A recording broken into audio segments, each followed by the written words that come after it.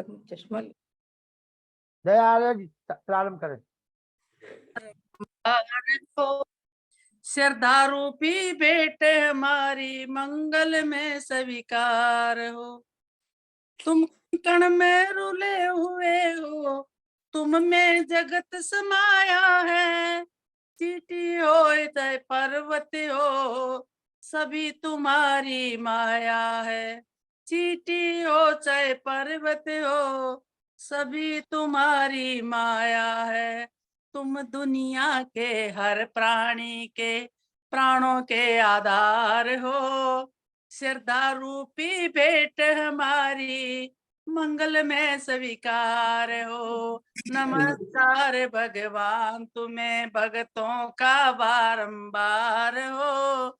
श्रद्धा रूपी भेंट हमारी मंगल में स्वीकार हो। सारे जग के पिता तुम ही हो, तुम ही हमारी माता हो। सारे जग के पिता तुम ही हो, तुम ही हमारी माता हो। भाई बंधु सखा सहायक पालन पोषक दाता हो।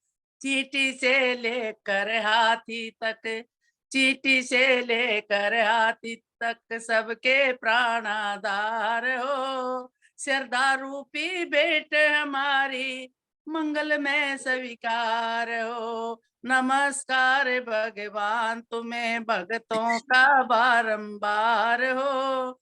श्रद्धा रूपी भेंट हमारी मंगल में स्वीकार हो। ऋषि मुनि योगी जन सारे तेरे ही गुण गाते हैं। राजा हो चाहे प्रजा हो, तेरे दर पर शीश झुकाते हैं। परम दयालु परम कृपालु परम दयालु, परम कृपालु करुणा के भंडार हो। श्रद्धा रूपी भेंट हमारी मंगल में स्वीकार हो। नमस्कार भगवान तुम्हें भक्तों का बारंबार हो। श्रद्धा रूपी भेंट हमारी मंगल में स्वीकार हो। तूफानों में गिरे पथिक का तुम ही नाथ सहारा हो। तूफानों में गिरे पथिक का तुम ही नाथ सहारा हो। डगमग डगमग नैया डोले तुम ही नाथ किनारा हो। डगमग डगमग नैया डोले तुम ही नाथ किनारा हो। तुम खेवट हो इस नैया के, तुम खेवट हो इस नैया के, तुम ही तो पतवार हो। श्रद्धा रूपी भेंट हमारी मंगल में स्वीकार हो। नमस्कार भगवान तुम्हें भक्तों का बारंबार हो। श्रद्धा रूपी भेंट हमारी मंगल में स्वीकार हो। मंगल में स्वीकार हो। मंगल में स्वीकार हो। ओम। बहुत बहुत आभार दया जी। और अब मैं निवेदन करूंगा माता सुमन आर्या जी से, जो बरेली से हैं, और रेयान और रेयान वशिष्ठ दोनों का पालन पोषण करने वाली देव की माता जी आ जाए। आइए। नमस्कार। नमस्ते जी, नमस्ते। ओ दुनिया में रहने वाले नाम प्रभु का लिया करो, जिससे दिल दुख जाए किसी का, कामना ऐसे किया करो, कामना ऐसे किया करो। नाम प्रभु को लेने वाले खुशी से सब दुख सहते हैं। जिस भी हाल में रखे ईश्वर, उसी हाल में रहते हैं। नाम प्रभु का लेने वाले खुशी से सब दुख सहते हैं। जिस भी हाल में रखे ईश्वर, उसी हाल में रहते हैं। जीने दो सबको सुख से, और तुम भी सुख से जिया करो। ओ दुनिया में रहने वाले नाम प्रभु का लिया करो। धर्म कर्म तो साथ चलेंगे, धन दौलत नहीं जाएंगे। लालच करने वाले लालची अंत समय पछताएंगे। हो सके तो इन हाथों से दान दक्षिणा दिया करो, जिससे दिल दुख जाए किसी का, काम ना ऐसे किया करो। ओ दुनिया में रहने वालों, नाम प्रभु का लिया करो, जिससे दिल दुख जाए किसी का, काम ना ऐसे किया करो। ये धरती और अंबर सारे चांद सितारे उनके हैं। हवा पानी फल फूल और पौधे सभी नजारे उसके हैं। इसीलिए तो कहता हूँ मैं, ज्ञान का अमृत पिया करो, जिससे दिल दुख जाए किसी का, काम न ऐसे किया करो, काम न ऐसे किया करो। नमस्ते। बहुत बहुत नमस्ते। आभार। और इसी प्रकार से भजन आपके हम सुनते रहे। और मैं निवेदन करूंगा मुनि पुरुषोत्तम वानप्रस्थी जी से, आवृत्ति जी आ जाए, पहले एक भजन हो जाए, इसके बाद आमंत्रित करें मुनि जी आपको। आचार्य आवृत्ति जी, आचार्य आवृत्ति जी जी जी आ रही हैं, एक भजन हो जाए, फिर मुनि जी सर्वम तैयार रहे और आचार्य जी को आमंत्रित करें। मुनि जी आइए। बोलिए। जी नमस्ते, सभी को सादर नमस्ते। नमस्ते जी, नमस्ते जी, नमस्ते जी। आइए, सत्संग की श्रृंखला में बहुत सुंदर भजन हम सुन रहे हैं, और आगे तो भी आइए। सुनेंगे हम। जी जी बिल्कुल, आइए। बहुत सुंदर भाव है। लगता है ईश्वर से यह दिल कभी कभी, मिलती है सज्जनों की महफिल कभी कभी। लगता है ईश्वर से यह दिल कभी कभी, मिलती है सज्जनों की महफिल कभी कभी। मिलते हैं जन्मने को इस जीव आत्मा को, मिलता है आदमी का यह तन कभी कभी। लगता है ईश्वर से यह दिल कभी कभी, मिलती है सज्जनों की महफिल कभी कभी। चलना तो रात दिन है जीवन की राह में, चलना तो रात दिन है जीवन की राह में।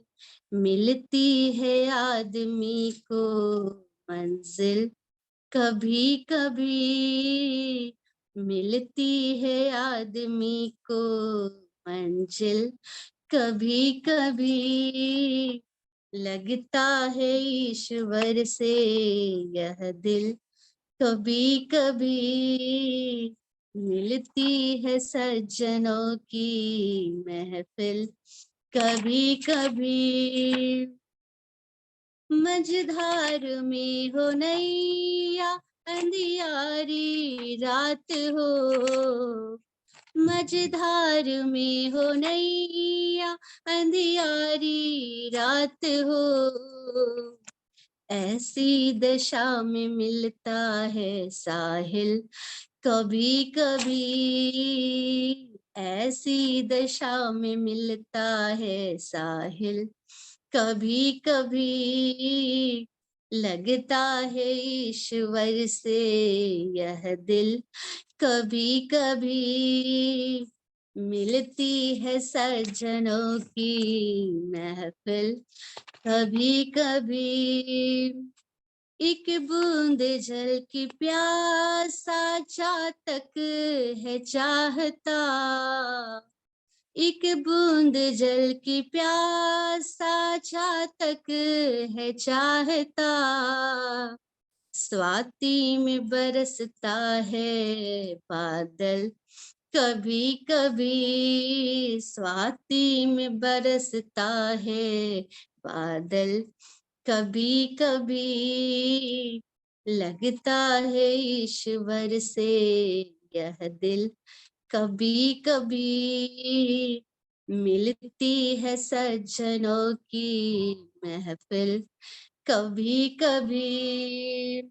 लाखों जहां में आए लाखों चले गए, लाखों जहां में आए लाखों चले गए, जीवन में मिलता है रहबर कभी कभी, जीवन में मिलता है रहबर कभी कभी, लगता है ईश्वर से यह दिल कभी कभी, मिलती है सज्जनों की महफिल कभी कभी। बहुत बहुत बहुत धन्यवाद जी, नमस्ते। बहुत सी आपके जो भजन होते हैं वो हमेशा चुनिंदा होते हैं आचार्य आवृत्ति जी। और हमारा ये कार्यक्रम इसलिए सफल है कि हमारे ललितपुर जनपद के सम्मानित जगदीश पारा सर जी, सम्मानित हाकम सिंह जी जो DRDO से सेवानिवृत्त हैं और 2-3 इंटर कॉलेज आप संचालित कर रहे हैं, वो जुड़े हुए हैं। जगदीश पारा सर जी, राम कुमार पाठक जी और हमारे बहुत अच्छे शिक्षक साथी भाई सुनेंद्र कुमार जैन जी, ये ललितपुर से सभी लोग जुड़े हुए हैं। निश्चित रूप से हमारा कार्यक्रम अपने सफलता की ओर अग्रसर हो रहा है। मैं निवेदन करूंगा मुनि जी से कि आप सासम्मान आचार्य प्रभा मित्र जी को बुलाइए, बहुत अच्छा विषय आज का उन्होंने रखा हुआ है जी। आइए मुनि जी। ओम ओम ओम जी आमंत्रित करिए। ओम सन्नु मित्रातम मरणाः तन्नो भवति अर्यमः तन्न इंद्रो बृहस्पति तन्नो विष्णु रुक्मः। हमारे बीच में आज हम लगातार सम्माननीय श्री प्रभा मित्र जी को सुन रहे हैं और अभी बहुत अच्छी भजनों की प्रस्तुतियां हमारे बीच में दया आर्या जी, माता जी सुमन आर्या जी और अभी बहन आवृत्ति जी का मैं भजन सुन रहा था। अब हम चाहेंगे कि हमारे बीच में सम्मानीय प्रभा मित्र जी आए और आज का विषय रखा है मानव का अंतिम उत्कर्ष। तो बहुत अच्छे विषयों को आप लेकर के हमारे बीच में आ रहे हैं प्रत्येक दिन और बहुत अच्छी जानकारी हम लोगों को प्राप्त हो रही है। तो मैं बड़े सम्मान के साथ मैं हृदय से आपको आमंत्रित करता हूं और आए आप आचार्य श्री प्रभा मित्र जी और आज के विषय का हम लोगों के ऊपर प्रकाश डालें। ओम जी। जी बहुत धन्यवाद। आइए हम सब मिलकर सबसे पहले परम पिता परमात्मा हम सब का आधार, ऐसे परम दयालु परम देव ईश्वर का नाम का उच्चारण करेंगे। ओ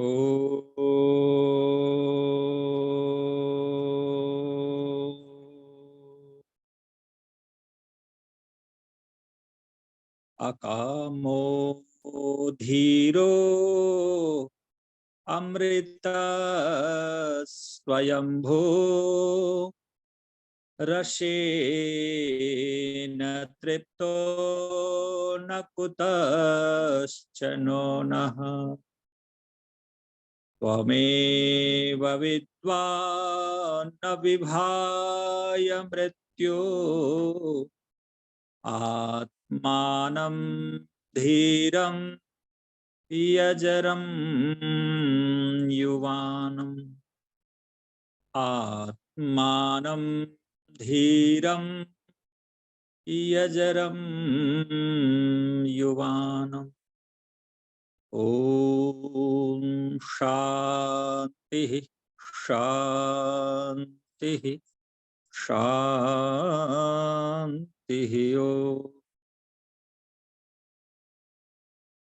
सभा में उपस्थित सम्मान के योग्य इस कार्यक्रम के सूत्रधार आदरणीय शिक्षक लखनलाल आर्य जी, आर्य रत्न, मान्यवर हमारे मनीषी प्रोफेसर वेद प्रकाश शर्मा जी, और इस कार्यक्रम के संचालक तपोनिष्ठ स्वाध्यायशील पुरुषोत्तम मुनि जी, और भी ललितपुर से बहुत गण्यमान लोग जुड़े हुए हैं। मैं सबका नाम नहीं जानता, मैं सबका आदर करता हूं, अभिनंदन करता हूं। शायद डॉक्टर व्यासनंदन शास्त्री जी भी जुड़े होंगे, उनका अभिवादन है। आइए, आज का जो विषय है मानव जीवन का अंतिम उत्कर्ष, ये सभी लोगों को शब्द में पता होता है, लेकिन जब हम वादे वादे तत्वबोधो जायते, जब व्यक्ति आपसी चर्चा संवाद करता है, बार बार उस बात पर मंथन करता है, तो तत्व का बोध होता है। व्यक्ति उस विषय को समझने जानने में सफल होता है और फिर आगे उनका जीवन भी गतिशील हो जाता है। बड़ा ही सुंदर आप सबने भजन सुना, आचार्य आवृत्ति जी हैं, माता जी, बहुत सारे भजन सुने, और ये भजन भी हमें इसी ओर संकेत कर रहा है, जीवन के अंतिम उत्कर्ष के तरफ। तो रहवर के रूप में तो महर्षि दयानंद आए और हमने रास्ता बताया कि हे मानव, तुम्हारा अंतिम उत्कर्ष क्या है, अंतिम लक्ष्य, अंतिम मंजिल, अंतिम पड़ाव तुम्हारा क्या है। तो ऋषि दयानंद घर छोड़े थे इसी भाव से, कोई आर्य समाज के स्थापना के लिए घर तो छोड़े नहीं थे। उन्होंने तो अपने अंतिम लक्ष्य को प्राप्त करने के लिए घर को छोड़ा, और अंत में जब उस ऊंचाई तक पहुंच गए, अंतिम उत्कर्ष को प्राप्त कर लिया, फिर उन्होंने आर्य समाज की स्थापना की, और कि जिससे कि मानव समुदाय अंतिम उत्कर्ष को समझ सके। आर्य समाज की मूल भावना यही है कि हम अपने जीवन के अंतिम पड़ाव तक पहुंचे। तो यहाँ पर आज का जो विषय है, तो जीवन में बहुत प्रकार के उत्कर्ष होते हैं, और वो उत्कर्ष जरूरी भी है, चाहे वो स्वास्थ्य का उत्कर्ष हो, धन का उत्कर्ष हो, सामाजिक प्रतिष्ठा का उत्कर्ष हो, ये सब हमारे जीवन का एक पार्ट है, एक अंग है। इसे पुरुषार्थ कहा गया है, इसकी उपेक्षा नहीं की गई है, लेकिन ये अंतिम उत्कर्ष नहीं हो सकता। अंतिम उत्कर्ष तो एक ही है जो त्रिविध दुखों से छूटकर मानव परम धाम, परम आनंद को प्राप्त कर लेता है, अपने स्वरूप को जान लेता है। स्वरूप प्रतिष्ठा इति, तो स्वरूप में प्रतिष्ठित हो जाना। अभी आप हमसे कोई पूछता है कि आपका परिचय क्या है, प्रोफेसर साहब हमारे बीच में हैं तो बोलेंगे मैं प्रोफेसर हूं, मेरा नाम वेद प्रकाश शर्मा है, मैं बरेली में रहता हूं। क्या ये परिचय ठीक है, वास्तविक है? भौतिक दृष्टि से तो ठीक है, लेकिन अंतिम उत्कर्ष की भावना से जो विचार किया जाए, ये सही परिचय नहीं है। सही परिचय तो हमें पता ही नहीं कि मैं कौन हूं, कहां से आया, कहां जाना है, मेरा स्वरूप क्या है, मेरा लक्ष्य, अंतिम स्थान, अंतिम बिंदु, अंतिम पड़ाव कहां है, ये मुझे पता नहीं। ये भ्रम, ये भ्रम है कि हम संसार के परिचय को अपना वास्तविक परिचय मान करके जीते रहते हैं। जैसे शरीर छूट जाए और शरीर छूटने के बाद ना ये नाम रहता है, ना ये परिचय रहता है, ना ये संबंध रहता है, ये सब समाप्त हो जाता है। हाँ, आपने अच्छा कार्य किया है, कुछ युग तक, कुछ काल तक उस कार्य की प्रसिद्धि से उस व्यक्ति का नाम जुड़ा रहता है। कुछ काल के कालांतर में जब कुछ युग बीत जाए तो उस व्यक्ति को भी भूल जाते हैं लोग। कौन याद रखता है? तो निश्चित रूप से हम सब अपने स्वरूप को जाने, अपना सही परिचय को जाने, भ्रम में ना रहें, अंतिम उत्कर्ष को जाने कि मेरा अंतिम उत्कर्ष है क्या।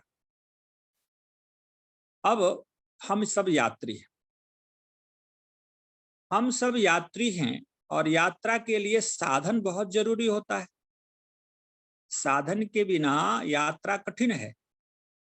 तो यात्रा में जो वस्तु की आवश्यकता है, जो साधन हमें चाहिए, उसके लिए हम इकट्ठा करते हैं, संचय करते हैं, प्रयास करते हैं वो साधन मुझे मिल जाए और मेरी यात्रा सुगमता से कट जाए।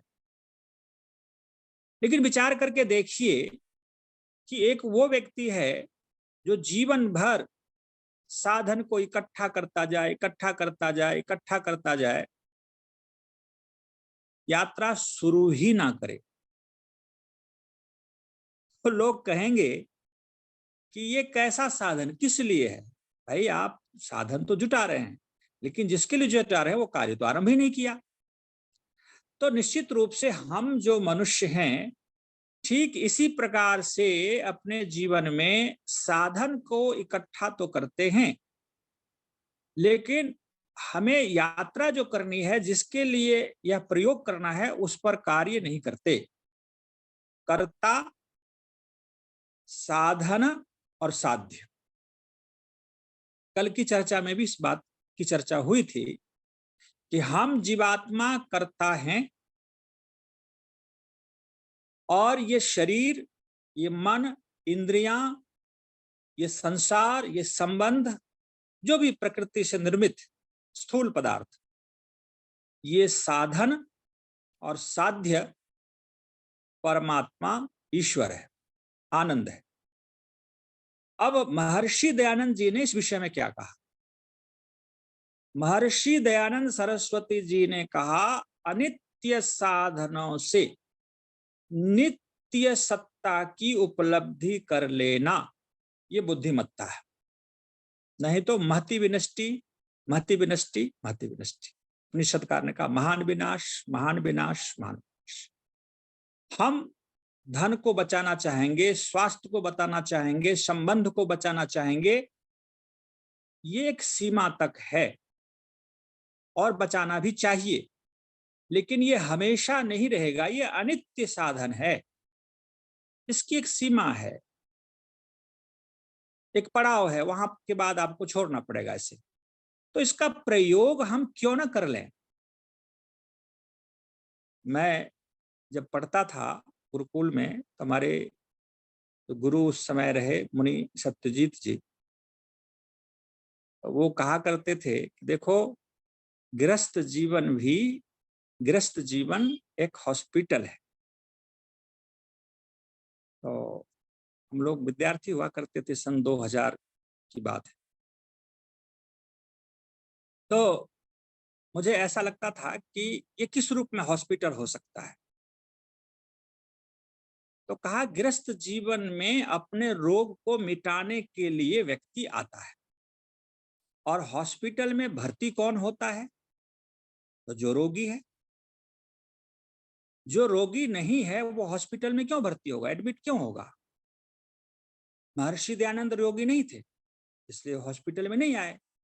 माता पिता ने लाख प्रयास किया, उनका विवाह कर दें, तैयारी भी हो गई थी, लेकिन उन्होंने सोचा कि मैं तो बीमार हूं ही नहीं, तो मैं क्यों हॉस्पिटल में जाऊं। वो भाग निकले, पकड़ के उनको हॉस्पिटल में डाला जा रहा था।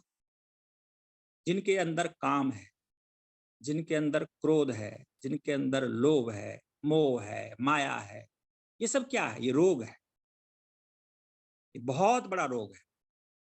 और इस रोग को मिटाने के लिए यह संसार में परमात्मा ने व्यवस्था दी है, वो गृहस्थ जीवन जिया है। गृहस्थ जीवन में आकर के मानव अपने रोग को मिटाना चाहता है। मिटाओ, देखो ये काम क्या है, ये लोभ क्या है, ये मोह क्या है, माया क्या है, देखो, और उसको जजमेंट करते हुए अपने रोगों का निदान करें। लेकिन दुर्भाग्य है इस मानव जाति का, हॉस्पिटल में तो भर्ती होते हैं लेकिन और रोगी हो जाते। हम गए ठीक होने के लिए और काम बढ़ गया, और क्रोध बढ़ गया, लोभ मोह बढ़ता ही गया, बढ़ता ही गया। अच्छा, कभी कभी विपरीत भी सोचा करें हम लोग कि कोई कोई व्यक्ति ठीक भी हो जाते, तो वो व्यक्ति ठीक तो हो गए, अपने रोग को ठीक नहीं तो थोड़ा कम तो कर लिया, तो भी वहां से हॉस्पिटल से निकलना नहीं चाहता। उनको डर लगता है कि कहाँ जाएंगे, मानप्रस्थ लेकर के, सन्यास लेकर के, मुक्ति के लिए, योगाभ्यास के लिए जंगल में भटकेंगे, कहाँ जाएंगे, अंतिम उत्कर्ष को खोजेंगे, कौन रोटी देगा, कौन आश्रय देगा, बुढ़ापे में कौन पानी पिलाएगा, ये डर। वो बस बने रहें घर में, पड़े रहें हॉस्पिटल में। भाई हमें विचार करना चाहिए, एक व्यक्ति हॉस्पिटल में पड़ा हुआ स्वस्थ हो गया, और 5 स्टार होटल के जैसा हॉस्पिटल है। सिंगापुर में मैं कुछ दिन रहा था, वहां के हॉस्पिटल में किसी रोगी से कई बार मिलने के लिए जाना हुआ, तो इतनी सुंदर व्यवस्था, घर में भी उतनी साफ सफाई नहीं, इतनी सुंदर व्यवस्था, इतना केयर, बहुत अच्छा लगता था। वहां लगता नहीं था कि हम हॉस्पिटल में आए। जब ऐसे हॉस्पिटल में व्यक्ति भर्ती हो और रोग ठीक हो जाए लगभग, और कहे कि अब आपकी छुट्टी हो गई, आप जा सकते हैं, व्यक्ति कितना खुश होता है कि मुझे बस आज छुट्टी मिल गई। लेकिन एक व्यक्ति वो कहे कि नहीं नहीं नहीं जी, इतनी व्यवस्था तो घर में भी नहीं है, मैं यही रहना चाहता हूँ। चाहे कितनी ही अच्छी व्यवस्था क्यों ना हो, रोग ठीक होने के बाद व्यक्ति हॉस्पिटल में रहना नहीं चाहता, वो घर आना चाहता। जैसे भी घर, हमारा घर है, वहां रहेंगे। तो आप हम विचार करें कि जब हमारा काम क्रोध लोभ आदि रोग कुछ शमन हो रहा है, कम हो गया, न्यून हो रहा है, तो कम से कम हॉस्पिटल से तो निकल जाएं। और प्रायः होता है उल्टा, ये रोग और बढ़ जाता है। अस्तु, तो रोग को बढ़ने ना दें। अब ग्रस्त जीवन में रोग को बढ़ने ना देने के लिए क्या करें? विवेक पूर्वक संसार का उपभोग करें। 5 जो विषय हैं, रूप, रस, गंध, स्पर्श और शब्द, ये जो विषय है इसको विवेक पूर्वक आप भोगिए कि इसमें कितना दुख है और कितना सुख है। इस परीक्षा की भाव से आप सारे 5 विषय को जब भी आप प्रयोग करते हैं उसमें थोड़ी सतर्कता ले आइए। आपका विवेक बढ़ेगा, ज्ञान बढ़ेगा, वैराग्य होगा, उससे विरक्ति होगी, वो न्यून होगा। और जैसे ही उसमें हम सुख भाव से, बुद्धि से कि मुझे सुख मिल रहा है, रस मिल रहा है, अच्छा लग रहा है, हम उसमें विवेक वहां नहीं रखते, विवेक हमारा शून्य अवस्था में चला जाता है, तो फिर वो रोग और बढ़ जाता है, वो संस्कार और बढ़ जाता है। लेकिन हम भोग इसलिए रहे हैं कि मैं जिसके लिए भाग रहा था, जिसके लिए इतना प्रयास किया, उसमें कितना दुख है और कितना सुख है, इसको हमें पढ़ना है, इसलिए मैं यहाँ पर आया हूँ, इस हॉस्पिटल में हूँ। तो वहां पर व्यक्ति का रोग का निदान संभव है, नहीं तो रोग और बढ़ेगा। सावधानी हति कि दुर्घटना घटी। तो सावधान पूर्वक संसार का उपयोग करना चाहिए, विषयों का सेवन करना चाहिए, तो निश्चित रूप से व्यक्ति का रोग का शमन होता चला जाएगा, ठीक होता चला जाएगा। और असावधानी पूर्वक जब व्यक्ति संसार का उपयोग करता है, विषयों का सेवन करता है, तो उसका व्यक्ति का और वो मरीज होता चला जाता है, संसार में और फंसता चला जाता है। एक मैंने जो कुछ सोचा, चिंतन किया, अनुभव किया, वो मैं आपके बीच में थोड़ा संकेत किया। तो निश्चित रूप से ये संसार क्या है, तो ऐसे विवेकी की दृष्टि में तो देखेंगे तो महर्षि वेदव्यास जी ने कहा, दुख मेव सर्वम विवेकिनः। विवेकी के दृष्टि में सब कुछ दुख ही दुख है, और विवेक को वहां पर हटा दिया जाए, सामान्य स्थिति में खड़े होकर के विचार किया जाए, तो संसार में भी सुख है, कौन कहता है सुख नहीं है? ऋषि दयानंद ने भी सत्यार्थ प्रकाश में भी लिखा है, इस बात का संकेत किया है कि विषय सेवन विषयों में तो सुख है, रूप रस गंध स्पर्श शब्द में सुख है, सत्व गुण की स्थिति में सुख है। क्यों नहीं सुख? सुख है। सुख तो प्रकृति का मूल है, सत्व गुण का भाव है। लेकिन विवेकी क्या कहता है? विवेकी कहता है दुख में व सर्वम विवेकिना। अब उस विवेकी दृष्टि से देखा जाए, परिणाम, ताप, संस्कार, गुणवृत्ति, विरोध। परिणाम, ताप, संस्कार जो दुख हैं, ये दुख के बाद चौथे नंबर पर का गुणवृत्ति विरोध दुख। धन संचय करते हैं, परिवार को संचय करते हैं, सब परिणाम दुख है। ताप दुख, कोई चोर ना चुरा के ले जाए, हमसे ये दुख हटना, ये सुख हमसे छिन ना जाए, हम इससे अलग ना हो जाए, संतप्त होते हैं। संस्कार दुख, जब हम विषयों का सेवन करते हैं तो फिर उसका संस्कार पड़ जाता है, ये भी एक दुख है। लेकिन जो चौथे नंबर पर ऋषि ने कहा गुणवृत्ति विरोध दुख। अब गुणवृत्ति क्या है? गुणवृत्ति का भाव यहां पर हमें यह समझने की आवश्यकता है कि सत्व, रज, तम, ये तीनों विषम भाव में है। सत्व प्रख्याशीलम, रज क्रियाशीलम और तम स्थिति मूलम, स्थिति भाव। तो सत्व गुण की स्थिति में हर एक प्राणी रहना चाहता है, और सत्व गुण प्रख्याशील है, सुख की अनुभूति कराता है, शांति की अनुभूति कराता है। प्रत्येक, चाहे जो सामान्य व्यक्ति हो, योगी हो, विद्वान हो, मनुष्य सत्व गुण में भाव में रहना चाहता है। लेकिन गुण बदलता है, एक स्थिति नहीं रहती। अब ये संसार त्रिगुणात्मक है, तो मैं तो कभी ऐसा बैठ करके विचार किया कि समय के बदलने से गुण बदल जाता है। अब ब्रह्म मुहूर्त में सतोगुण होता है, सुबह 3 बजे से लेकर के 7 बजे तक सतोगुण की प्रधानता रहती, 7 बजे के बाद फिर 11 बजे तक रजोगुण की प्रधानता होने लग जाती है, रजोगुण प्रथने लगता है, फिर मन चंचल होता है। वहां पर आप ध्यान करें, साधना करें तो थोड़ी मन में चंचलता आ जाती है, रजोगुण आ गया। रजोगुण दुख का मूल है। तमोगुण जब 11 बजे के बाद और 3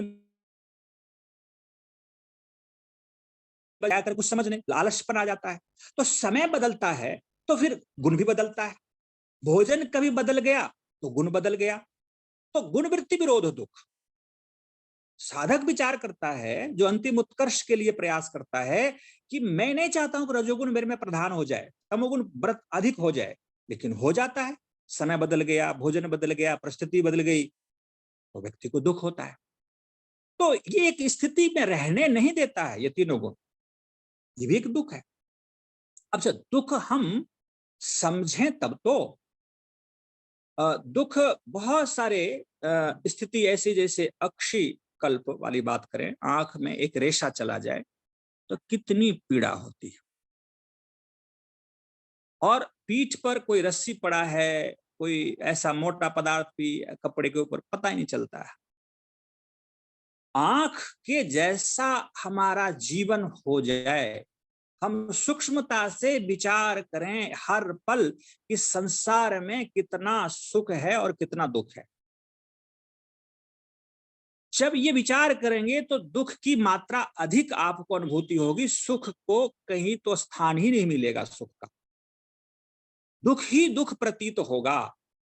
मैं ये यहां पर संकेत करना चाहूंगा कि जैसे जैसे ज्ञान बढ़ता जाता है, दुख भी बढ़ता जाता है। अब आप कहेंगे कि ये तो उल्टा कह रहे हैं आप, ज्ञान बढ़ता है तो सुख बढ़ेगा, दुख क्यों बढ़ेगा? विचार करना, इस पर दार्शनिक ढंग से विचार करना है।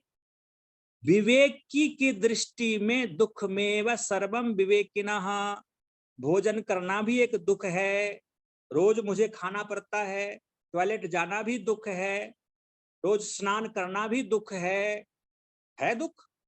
ठंड की महीना है, आपको रोज नहाने में कितना कष्ट होगा, आप जानते हैं, ठंडे पानी से नहाना पड़ता होगा, इनको व्यवस्था नहीं, अनुकूलता नहीं है। तो ये शरीर में कभी ज्वर है, कभी पीड़ा है। भाई आप विचार करके देखें, जो भी हम क्रिया करते हैं, सुबह उठना भी एक दुख है, सुबह किसी किसी को उठा नहीं जाता है, हमको अब उठना पड़ेगा, प्रातः काल हो गया, उठा करके मुख में डालना, गर्मी है सर्दी है।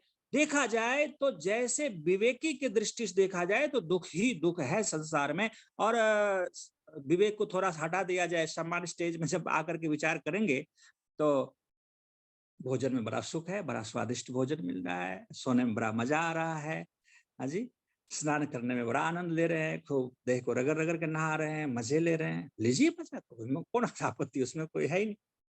लेकिन विवेकी व्यक्ति सोचता मैं क्यों कर रहा हूं, रोज करना पड़ता है मुझे, यहाँ पर विचारणीय विषय है। तो दुख, यदि संसार में दुख दर्शन किया जाए तो अंतिम उत्कर्ष के लिए व्यक्ति प्रयास करेगा, उस पर विचार करेगा, उसका खोज करेगा। ऋषि दयानंद को लगा कि मुझे मरना नहीं है, मृत्यु भी एक बहुत बड़ा दुख है, अभिनिवेश क्लेश। अब हमें तो मृत्यु का कोई दुख ही नहीं, अब मृत्यु का दुख अनुभूति में तो है, हम कई बार मर चुके हैं और इसीलिए मृत्यु का नाम सुनते ही हमारे रोए खड़े हो जाते हैं कि मुझे मरना पड़ेगा। अब वो मृत्यु की अनुभूति आत्मा को कई बार, अनेकों हजारों करोड़ों बार हो चुकी है, वो संस्कार आत्मा के चित्त के साथ जुड़ा हुआ है, उसके कारण से आत्मा को दुख होता है। एक बार अग्नि में हाथ डालने से हाथ जल गया, अब वो अनुभूति भी आ गया, संस्कार पड़ गया, दोबारा अग्नि को देखते ही हमें ये भय लगेगा कि अग्नि में हाथ गया तो वो जलन होगी और जलेगी अग्नि, हम परेशानी होगी।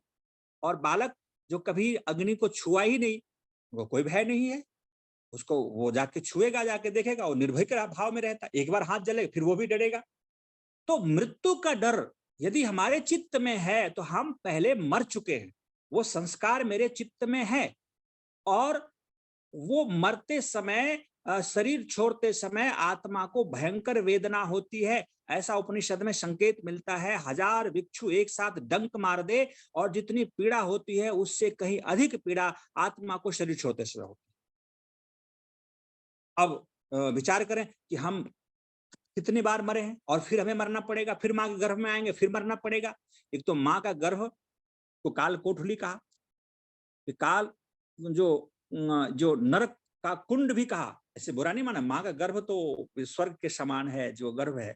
मैं व्याख्या यहाँ अंतिम उत्कर्ष की चर्चा कर रहा हूँ, उस दृष्टि से चर्चा करूंगा। उपनिषदकार ने कहा कि माँ के गर्भ भी एक, वहां पर जहां मल है, मूत्र की थैली है, वहां पर 9 महीने आत्मा को रहना पड़ता है, उसे नरक कुंड की संज्ञा दी गई विवेक की दृष्टि से। और फिर वो माँ के गर्भ से जब वो वहां से निकलता है तो फिर वो मृत्यु का भय, संसार के थपेड़े का भय, हर एक पल उस आत्मा को वेदनाएं ही सहन करनी पड़ती है। तो उन वेदनाओं को आप अनुभव करिए कि हमारे जीवन में वेदना है, तभी तो हम उस वेदना से छूटने का प्रयास करेंगे। और इस संसार में जब हम सुख अनुभूति करते रहेंगे, मजा लेते रहेंगे, आनंद लेते रहेंगे, तो हमने कभी उस पर अंतिम उत्कर्ष पर तो विचार ही नहीं करेंगे कि मुझे कभी छूटना भी है, कभी मोक्ष में भी जाना है, कभी दुख सागर से निकलना है, इस शरीर में नहीं आना है दोबारा। ये ऐसा विचार कब आएगा, कब इस पर काम करेंगे, कब सोचेंगे? तो कहेंगे इसमें दुख प्रतीति हो जाए। तो दुख के बारे में थोड़ा और चर्चा कर लेते हैं। इसका समाधान तो ईश्वर ही करेगा, परमात्मा के द्वारा ही संभव है। तो इस पर ऋषि ने क्या कहा, जो हमारे अंदर अंतराय है, विघ्न है, बाधाएं हैं दुख के रूप में, परिणाम, ताप, संस्कार, गुणवृत्ति, विरोध। फिर कहा व्याधि, त्यान, संशय, प्रमाद, आलस्य, अविरति, भ्रांति दर्शन, अलब्ध भूमिकत्व, अनावस्थितत्वानि। अब ये जो 9 प्रकार के अंतराय कहे गए और 5 उपविघ्न और भी शास्त्र में बताया गया है, उस पर थोड़ा सा दृष्टिपात करिए। व्यक्ति के जीवन में ये सब व्याधि है, और ये व्याधि को थोड़ा समझने का प्रयास किया जाए शास्त्रीय भाषा में कि व्याधि क्या है। वात, पित्त, कफ की विषमता, दोष का होना। तो उस विषम से जो शरीर में उथल पुथल होता है, पीड़ा होती है, रोग होता है, वो व्याधि शरीर में। ये शरीरम रोग व्याधि मंदिरम, ये शरीर रोग व्याधि का मंदिर है, लेकिन फिर भी शरीर से हम निकलना नहीं चाहते, बने रहना चाहते हैं। कितना दुर्भाग्य है, कितना चिंतन का विषय है कि ये कितनी कैसी स्थिति हमारी है। इस शरीर में हमेशा बना रहना चाहते हैं, शरीर जर्जर हो गया, बूढ़ा हो गया, इतने रोग हो गए, फिर भी कहते ना मैं नहीं निकलूंगा। क्यों रहना चाहते हैं? व्याधि तो है रोग शरीर में। व्याधि क्या? फिर कहा स्त्यान। स्त्यान क्या है? अकर्मण्यता। अकर्मण्यता, कर्म करने की भावना ना आना। व्यक्ति बस है, पुरुषा सामर्थ्य है, व्यक्ति कर सकता है, साधना कर सकता है, वेद पढ़ सकता है, अपने जीवन को अंतिम उत्कर्ष तक ले जा सकता है, संसारिक सामाजिक कार्य कर सकता है, लेकिन बस अकर्मण्यता, मुझे करना नहीं। ये भी एक जीवन का एक व्याधि है, एक रोग है, एक अंतराय है। व्याधिस्त्यान, त्यान अकर्मण्यता। व्याधिस्त्यान संशय। संशय क्या है?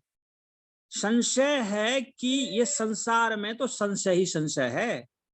दो वस्तुओं के बीच में निर्णय न कर पाना, मुझे क्या करना है, क्या नहीं करना है, क्या खाना, क्या नहीं खाना। बहुत सारे भोजन परोसे गए, उसमें मेरे लिए क्या अनुकूल है, क्या प्रतिकूल है, इस पर विचार ही नहीं कर पाना।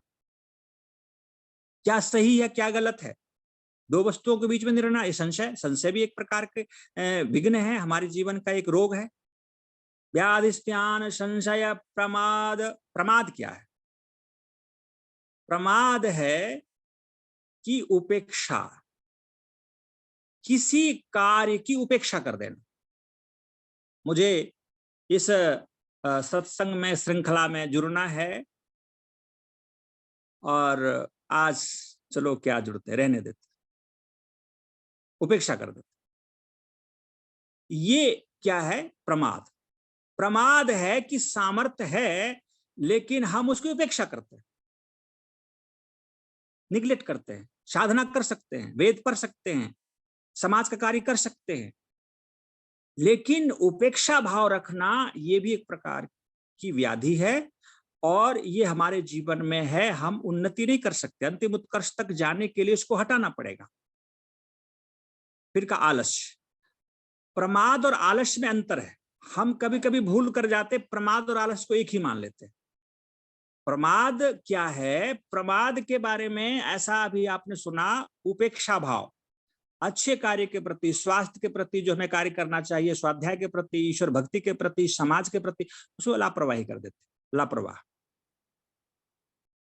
ये प्रमाद है। और आलस्य कोई और चीज है। हम प्राय दोनों को एक ही भाव में देखते हैं, आलस्य प्रमाद। आलस्य है शरीर में तमोगुण का बढ़ जाना, शरीर भारी भारी सा रहना, शरीर टूट रहा है, उठने की इच्छा नहीं हो रही है, ये आलस्य। आलस्य घेर रखा है, पड़े रहे, भारी सा मन है, शरीर है। और प्रमाद, उपेक्षा, हमारे जीवन में आलस्य नहीं है, भारीपन नहीं, शरीर, उपेक्षा भाव रखते, आज नहीं करेंगे, कल कोई बात। तो प्रमाद, उपेक्षा और आलस्य में शरीर, शारीरिक कुछ कमजोरियां। प्रमाद, आलस्य, अविरति। अविरति क्या है? अविरति है विषयाशक्ति। 5 विषय हैं, रूप, रस, गंध, स्पर्श। ये 5 विषय के प्रति, पांचों में से कोई एक या कोई दूसरा भी हो सकता है, तीसरा भी हो सकता है, इन 5 में से एक प्रमुख होगा और वो हमारी कमजोरी होती है। आप सब अपने हृदय पर हाथ रख करके विचार करिए। बोलने की आवश्यकता नहीं है, क्योंकि बताने में तो लज्जा होगी ना।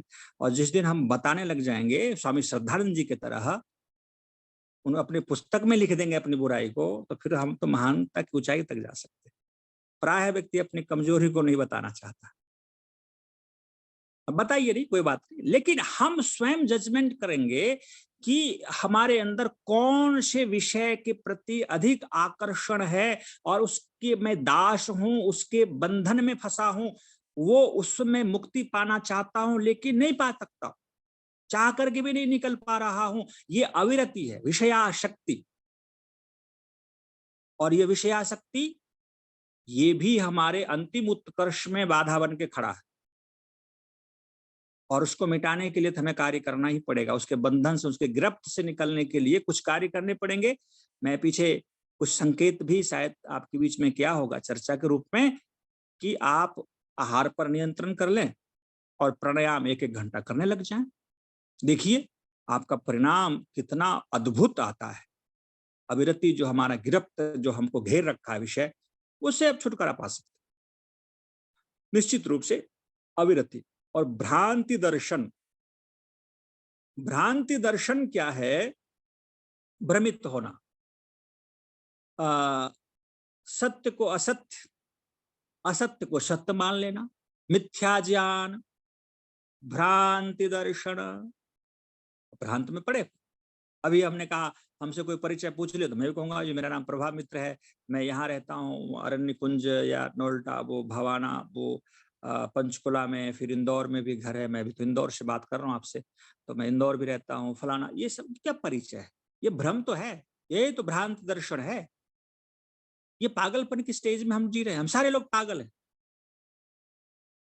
अपना स्वरूप तुम्हें पता ही नहीं कि मैं कौन हूं, कहां से आया हूं, मेरा स्वरूप क्या है। मैं शुद्ध हूं, बुद्ध हूं, मुक्त हूं, नित्य हूं, पवित्र हूं। वो हूं शब्द में हूं, शब्द में मुझे पता है, लेकिन मैं अपने स्वरूप की अनुभूति कहां कर पा रहा हूं, मैं देख कहां पा रहा हूं, जान कहां पा रहा हूं। ये भ्रांति दर्शन है, ये मिथ्या ज्ञान है। ये मिथ्या ज्ञान हमें अंतिम उत्कर्ष को कैसे बता पाएगा? तो इससे जब तक व्यक्ति नहीं निकलेगा तब तक वो अंतिम उत्कर्ष के बारे में सोच नहीं पाएगा और वहां तक जाने का प्रयास भी नहीं करेगा। तो ये भ्रांति दर्शन को कम करने के लिए भी हमें कुछ कार्य करने पड़ेंगे। भ्रांति दर्शन, अलब्ध भूमिकत्व। अलब्ध भूमिकत्व भी व्यक्ति के लिए एक बाधा है अंतिम उत्कर्ष में जाने के लिए। अलब्ध भूमिकत्व क्या है? अलब्ध भूमिकत्व का अभिप्राय होता है कि व्यक्ति बहुत प्रयास करता है। जब कोई योगी से मिल गए, कोई संत ऋषि से मिल गए, मुनि से मिल गए, अच्छे विद्वान मनीषी से मिल गए, मुझे भी क्या करना चाहिए? ध्यान करना चाहिए। महर्षि दयानंद जी ने तो लिखा है सत्यार्थ प्रकाश में, न्यून से न्यून आधे घंटे सुबह, आधे घंटे शाम ध्यान करना चाहिए। मुमुक्षु को 1 घंटे सुबह, 1 घंटे, 2 घंटे ध्यान करनी चाहिए कम से कम। अधिक जितना करें, नहीं तो फिर हमने तो ना तो ब्रह्म यज्ञ करना है, ना हवन करना है, ना हमें संध्या करनी है, कुछ भी करना ही नहीं। तो निश्चित रूप से ये देखा जाए कि यदि करने भी लग गया, व्यक्ति करता भी है और उसका परिणाम व्यक्ति के सामने दिखता नहीं। जब परिणाम व्यक्ति के सामने नहीं दिखता तो व्यक्ति निराश हो जाता है, हतोत्साह हो जाता है। अलब्ध भूमिकत्व, अरे क्या इतना दिन से मैं लगा हूं, लोग कहते हैं कि जी ये रिजल्ट आ जाएगा, कुछ तो आया नहीं अभी तक। तो कहते नहीं कि भाई नाचे न जाने अंगनमा टेढ़, कहते आंगन का टेढ़ा होना हमें तो आता नहीं है। ऋषि दयानंद सरस्वती जी ने ये लिखा, महर्षि जी ने, कि पुत्रेष्टि यज्ञ करने से पुत्र की प्राप्ति होती है। ऋषि दयानंद ये कहते हैं कि निश्चित रूप से जो संस्कार विधि में वर्णन कर दिया है, और ऐसा ऐसा यज्ञ करें, ऐसी ऐसी विधि करें तो आपको पुत्री होगी, पुत्र होगा, आपको ये धन मिलेगा, ये यज्ञ करने से सुख मिलता है, स्वर्ग मिलता है। बहुत सारी बातों का संकेत शास्त्रों में है। आप सब, हम डेली हवन करते हैं, हमें कहाँ धन बढ़ जाता है? हवन करने से धन बढ़ता है, हवन करने से स्वास्थ्य मिलता है। बहुत लोग हवन करते हैं, जल्दी मर जाते हैं, बहुत सारे रोग हो जाते हैं। बहुत सारे लोग अपने संतान के लिए, स्वास्थ्य के लिए, धन के लिए प्रयास करता है, ये जो शास्त्र में वर्णन है, लेकिन उसको सफलता नहीं मिलती। तो दोष कहाँ है? शास्त्र में दोष है, वेद के आदेश में जो दोष है, या व्यक्ति में दोष है? क्या मानेंगे आप? व्यक्ति में दोष है, विधि में दोष है। व्यक्ति के दोष होने से शास्त्र झूठा नहीं हो जाएगा। यज्ञ करने से हमें स्वर्ग मिलता है, धन बढ़ता है, स्वास्थ्य मिलता है, लेकिन हम यज्ञ करते कैसे हैं? फॉर्म पूरा करते हैं, 50 ग्राम घी से यज्ञ कर लिया, वो भी घी मार्केट से ले आएंगे, बाजार से, और सामग्री पैकेट वाले ले आएंगे, पता नहीं कितने दिन पहले उसमें क्या लकड़ी आदि पीस करके डाला हुआ, उसकी आहुति डाल लेंगे। हमने हवन कर लिया जी, हम स्वस्थ हो जाएं। कदापि उसका लाभ नहीं मिलेगा। हम दोष कहाँ मढ़ते हैं? शास्त्र पर दोष मढ़ देते हैं, हम जाकर वेदों को दोषी ठहराते हैं, ईश्वर आदेश को दोषी ठहराते हैं। इसका क्या परिणाम हुआ कि हमारे विधि में हमारे कर्म करने में ये दोष है, ना कि शास्त्र दोषी है। शास्त्र तो सत्य ही है सदा। जो उस शास्त्र के अनुरूप शुद्ध सामग्री, शुद्ध विधि, शुद्ध विधान, शुद्ध क्रिया, कर्ता में दोष का ना होना, क्रिया में दोष का ना होना, साधन में दोष का ना होना, साधन भी ठीक है, क्रिया भी ठीक है, कर्ता भी ठीक प्रकार से पुरुषार्थ कर रहा है, उसका रिजल्ट 100% हमारे पास आता है। तो अलब्ध भूमिकत्व क्या है कि जब व्यक्ति सही प्रकार से, सही तरीके से ईश्वर की भक्ति नहीं करता, यज्ञ नहीं करता, उसका रिजल्ट नहीं आता, तो व्यक्ति निराश होकर के, हतोत्साह होकर के उसको छोड़ देता है। अवंती उत्कर्ष धरा के धरा रह गया। कौन मोक्ष तो किसी को मिला नहीं आज तक। झूठ मूठ का मैंने भी बहुत प्रयास किया, मन की शांति भी नहीं मिली, और फिर कहते हैं अंतिम उत्कर्ष मिल जाए, हम दुख से छूट जाए। ऐसा नहीं, आप लगे रहिए। आप दृष्टिपात करिए कि त्रुटि हो कहाँ रही है। कि मेरी विधि में त्रुटि है, मेरे कर्म पुरुषार्थ में त्रुटि है, साधन में त्रुटि है, कहीं तो त्रुटि है। शास्त्र तो झूठा नहीं हो सकता, वेद झूठा नहीं हो सकता। अलब्ध अनावस्थित तत्वानि। और कभी कभी व्यक्ति को थोड़ा प्राप्त भी हो जाता है, कभी कभी थोड़ा प्राप्त भी हो जाता है, लेकिन उस प्राप्ति के बाद क्षणिक होता है, थोड़ी देर के लिए होता है, फिर वो छूट जाता है। ध्यान करते समाधि लगी, थोड़ा सा बिजली जैसे विद्युत चमकता है, लगा, फिर वो हट गया, फिर मन कहीं विषय में चला गया। थोड़ी सी उपलब्धि हुई, फिर वो उपलब्धि हाथ से निकल गई, फिर व्यक्ति निराश हो जाता है। तो इन जो सारी जो अंतराय हैं, विघ्न हैं, बाधा हैं अंतिम उत्कर्ष में, तो इसको मिटाने के लिए क्या करना चाहिए? कोई उपाय है? तो कहा हाँ, उपाय है। तत्प्रतिषेधार्थम एक तत्व अभ्यास। एक तत्व, अब एक तत्व को थोड़ा सा विचार कर लेते हैं। जीवात्मा अनेक हैं, अनंत हैं, उसकी गणना आप हम नहीं कर सकते। मनुष्य जीवात्मा का सामर्थ्य से परे की विषय है कि कितनी आत्माएं हैं। असंख्य। एक उंगली रख दें, उस उंगली के नीचे लाखों करोड़ों जीव है। ये हमारा शरीर है, इस शरीर में करोड़ों जीव हैं, परजीवी, और जो स्वामी वाला आत्मा वो एक है इस शरीर में। ये भी एक ब्रह्मांड, पिंड भी एक ब्रह्मांड है। इससे ब्रह्मांड में अनंत जीव हैं, तो हमारे शरीर रूपी पिंड में भी अनंत जीव हैं, जिसकी गणना हम नहीं कर सकते, हमारे बस की बात नहीं है।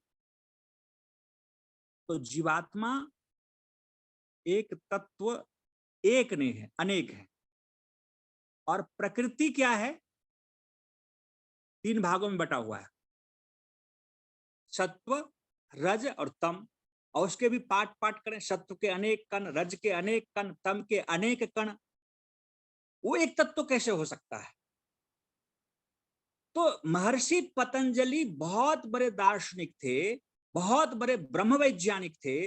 उन्होंने एक सूत्र दे दिया कि इन विघ्नों से, इन बाधाओं से यदि व्यक्ति को हटना हो तो एक तत्व अभ्यास, तत्प्रतिषेधार्थम एक तत्व अभ्यास, कि एक तत्व का अभ्यास किया जाए। और वो एक तत्व का अभ्यास वो ब्रह्म ही हो सकता है, परमात्मा ही हो सकता है, जो अखंड है, एक रस है, अनादि है, शाश्वत है, सर्वव्यापक है, आनंद घड़ है।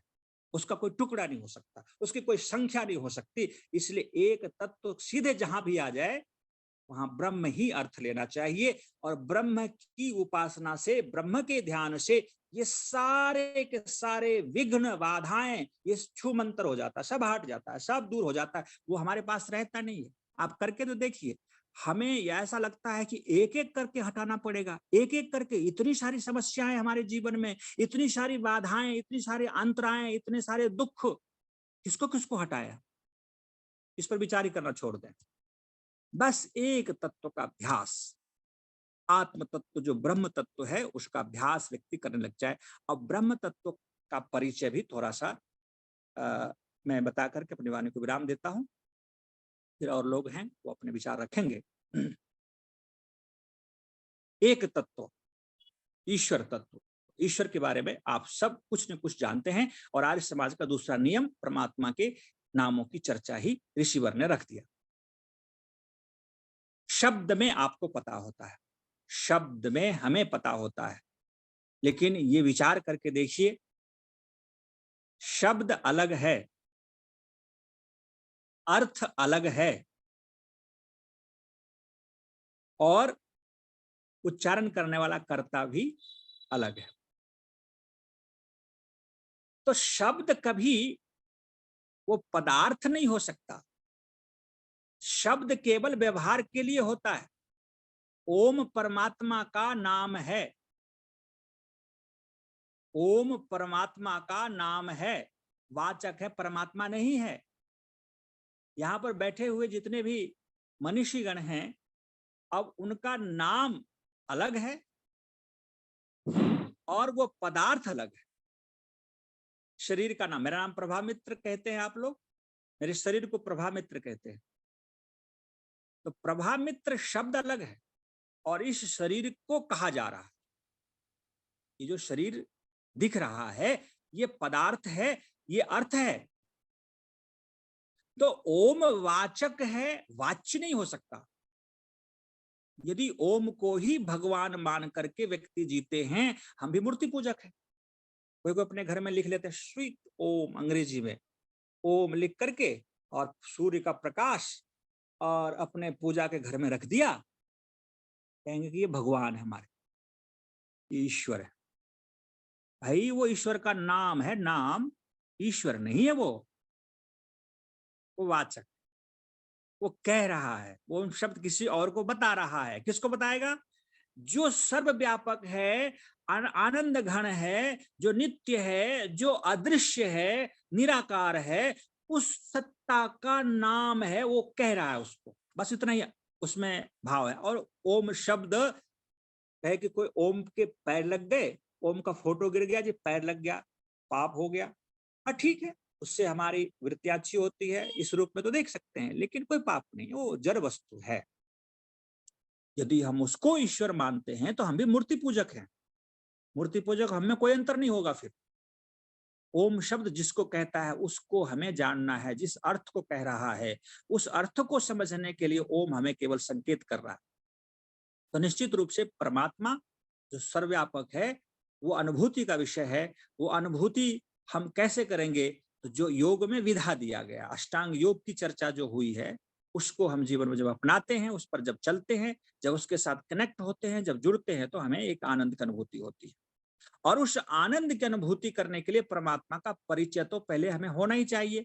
पहले आपको इमेज करना पड़ेगा। देखिए, आप कहीं भी जाते हैं, नए जगह पर जाते हैं, तो एक मस्तिष्क में एक मैप तैयार कर लेते हैं। भले वो बाद में थोड़ा उल्टा पुल्टा हो, थोड़ा गलत भी होगा, लेकिन एक जितना आपको ज्ञान है, उस ज्ञान के आधार पर एक नक्शा तैयार करते हैं मस्तिष्क। इसको इमेजिनेशन कहते हैं, इमेज बनाते हैं।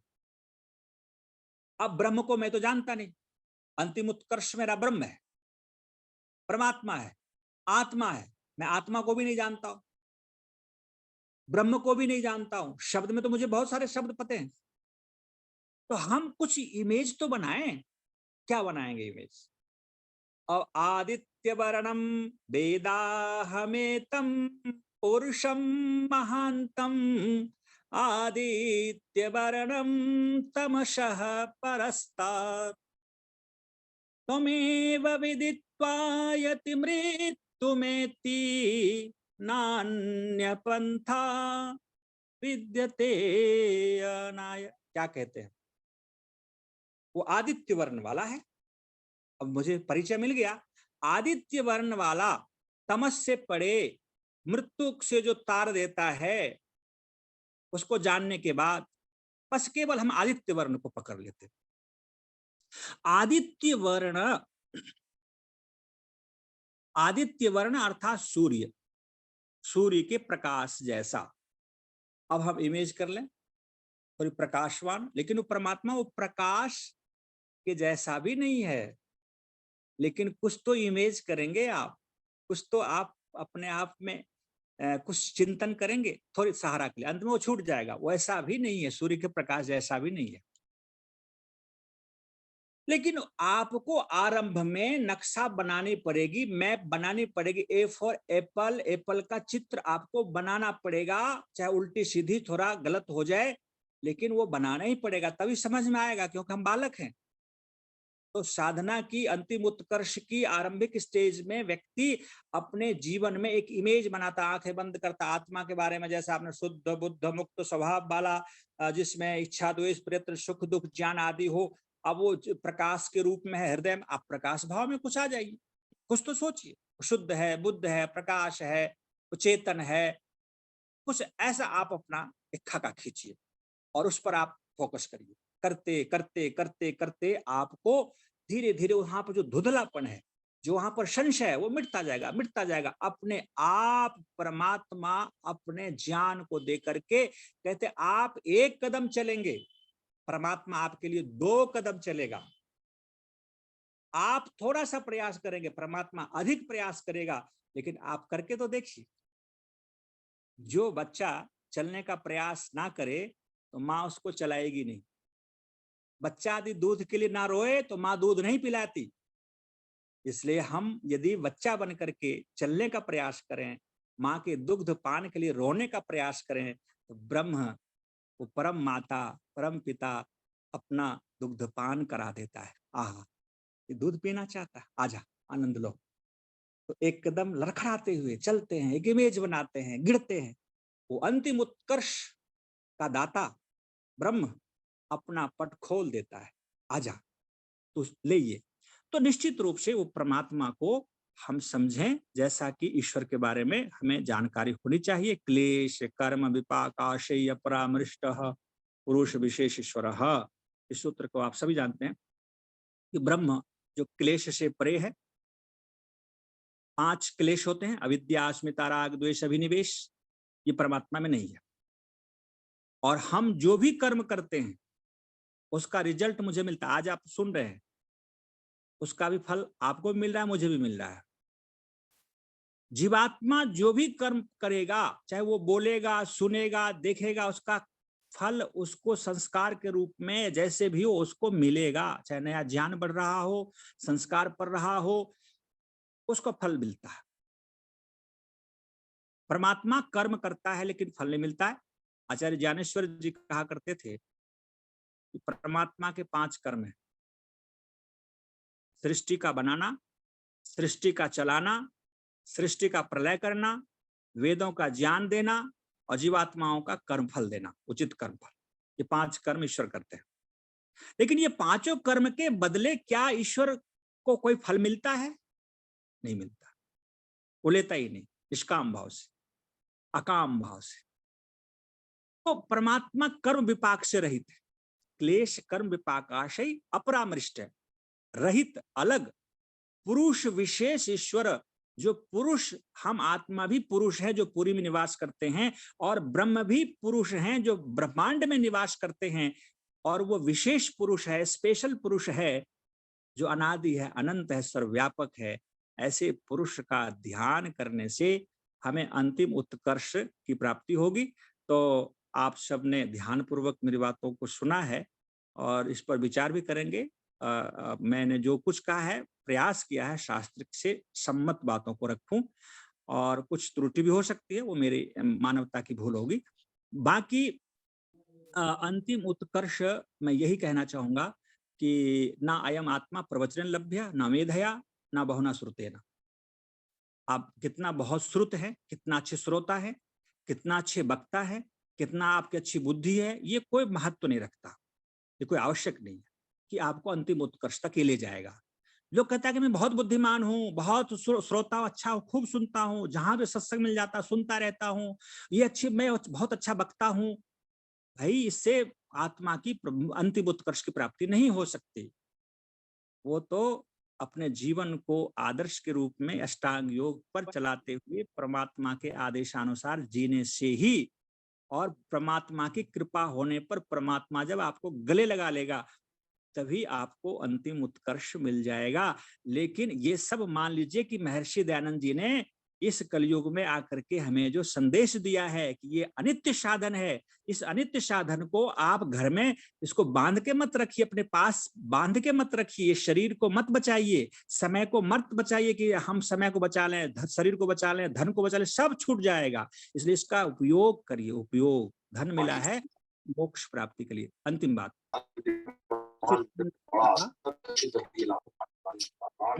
कहा कि अपने सब साधनों से ईश्वर की भक्ति करें। आपके पास जितना बल है, जितना धन है, जितना समय है, जितनी विद्या है, वो सब के सब ईश्वर भक्ति के लिए मिला है, अंतिम उत्कर्ष की प्राप्ति के लिए मिला है, मुक्ति के लिए मिला है। उसके लिए हमें लगाना चाहिए। और यदि ऐसा नहीं करते हैं तो महति विनष्टि, महति विनष्टि, महति विनष्टि। ओम शम। बहुत आभार आचार्य प्रभात जी का। पिछले 4 दिनों से बहुत ही अलग अलग विषयों पर गूढ़ रहस्य सुनने को हम सभी को मिले हैं। वैदिक चर्चा मैं निवेदन करूंगा सम्मानित राम कुमार पाठक जी से, जो हमारे शिक्षक साथी हैं, शुरू से हमारे बीच में जुड़े हुए हैं। आ जाए सम्मानित श्री राम कुमार जी, आइए। पाठक जी, राम कुमार पाठक जी, आशीष राजौरिया जी, सुरेंद्र कुमार जैन जी, ये दोनों लोग अपने ऑडियो खोल लें। राम कुमार पाठक जी, मेरी आवाज सुन पा रहे हैं? पाठक जी जी भाई, जी भाई साहब, आइए आइए। आशीष राजौरिया जी, ओम जी। जी सुरेंद्र जी, हाँ ओम जी। हाँ अपना वीडियो खोल लो तुरंत, मतलब वीडियो खोल लीजिए। वीडियो बंद है आपका? जी हाँ सुरेंद्र जी खुल गया, आइए, स्वागत है, आइए आइए। हाँ ओम जी। हाँ ओम जी नमस्ते जी, बोलिए सुरेंद्र जी, कैसा लगा कार्यक्रम? हाँ, उपस्थित सभी महान आत्माओं को मेरा सादर प्रणाम। जी मैं आपसे बड़ा ही अभिभूत हुआ हूँ और जीवन के उत्कर्ष के बारे में बहुत गहनता से सोच रहा हूँ कि ये जीवन क्यों मिला है, इसमें हमें कौन से महान कार्य करने हैं, और इस जीवन को बड़े बड़े महान पुरुषों ने जिस तरह से जिया है उस राह पर कैसे चलना संभव है, ये आप सभी के मार्गदर्शन से ही संभव है। आप सभी हमारे अग्रज हैं, हम आपके पद चिन्हों पर चलने का प्रयास करेंगे। इस तरह की भावनाएं हमारे मन में बन रही हैं। ओम जी। ओम भैया नमस्ते, इधर बात करो ना, ललित के बारे में बताओ। बहुत बहुत आभार। ये है हमारे सुरेंद्र कुमार जैन जी, जो शिक्षक साथी है ललितपुर से। मैं निवेदन करूंगा सम्मानित राम कुमार पाठक जी, जी पाठक जी जी वीडियो बंद है आपका, जी जी, वीडियो बंद है जी। धन्यवाद। आइए, हेलो, आइए आवाज पाठक आ जी, रही है? आवाज तो आने लगी है, वीडियो खोल लीजिए अपना। वीडियो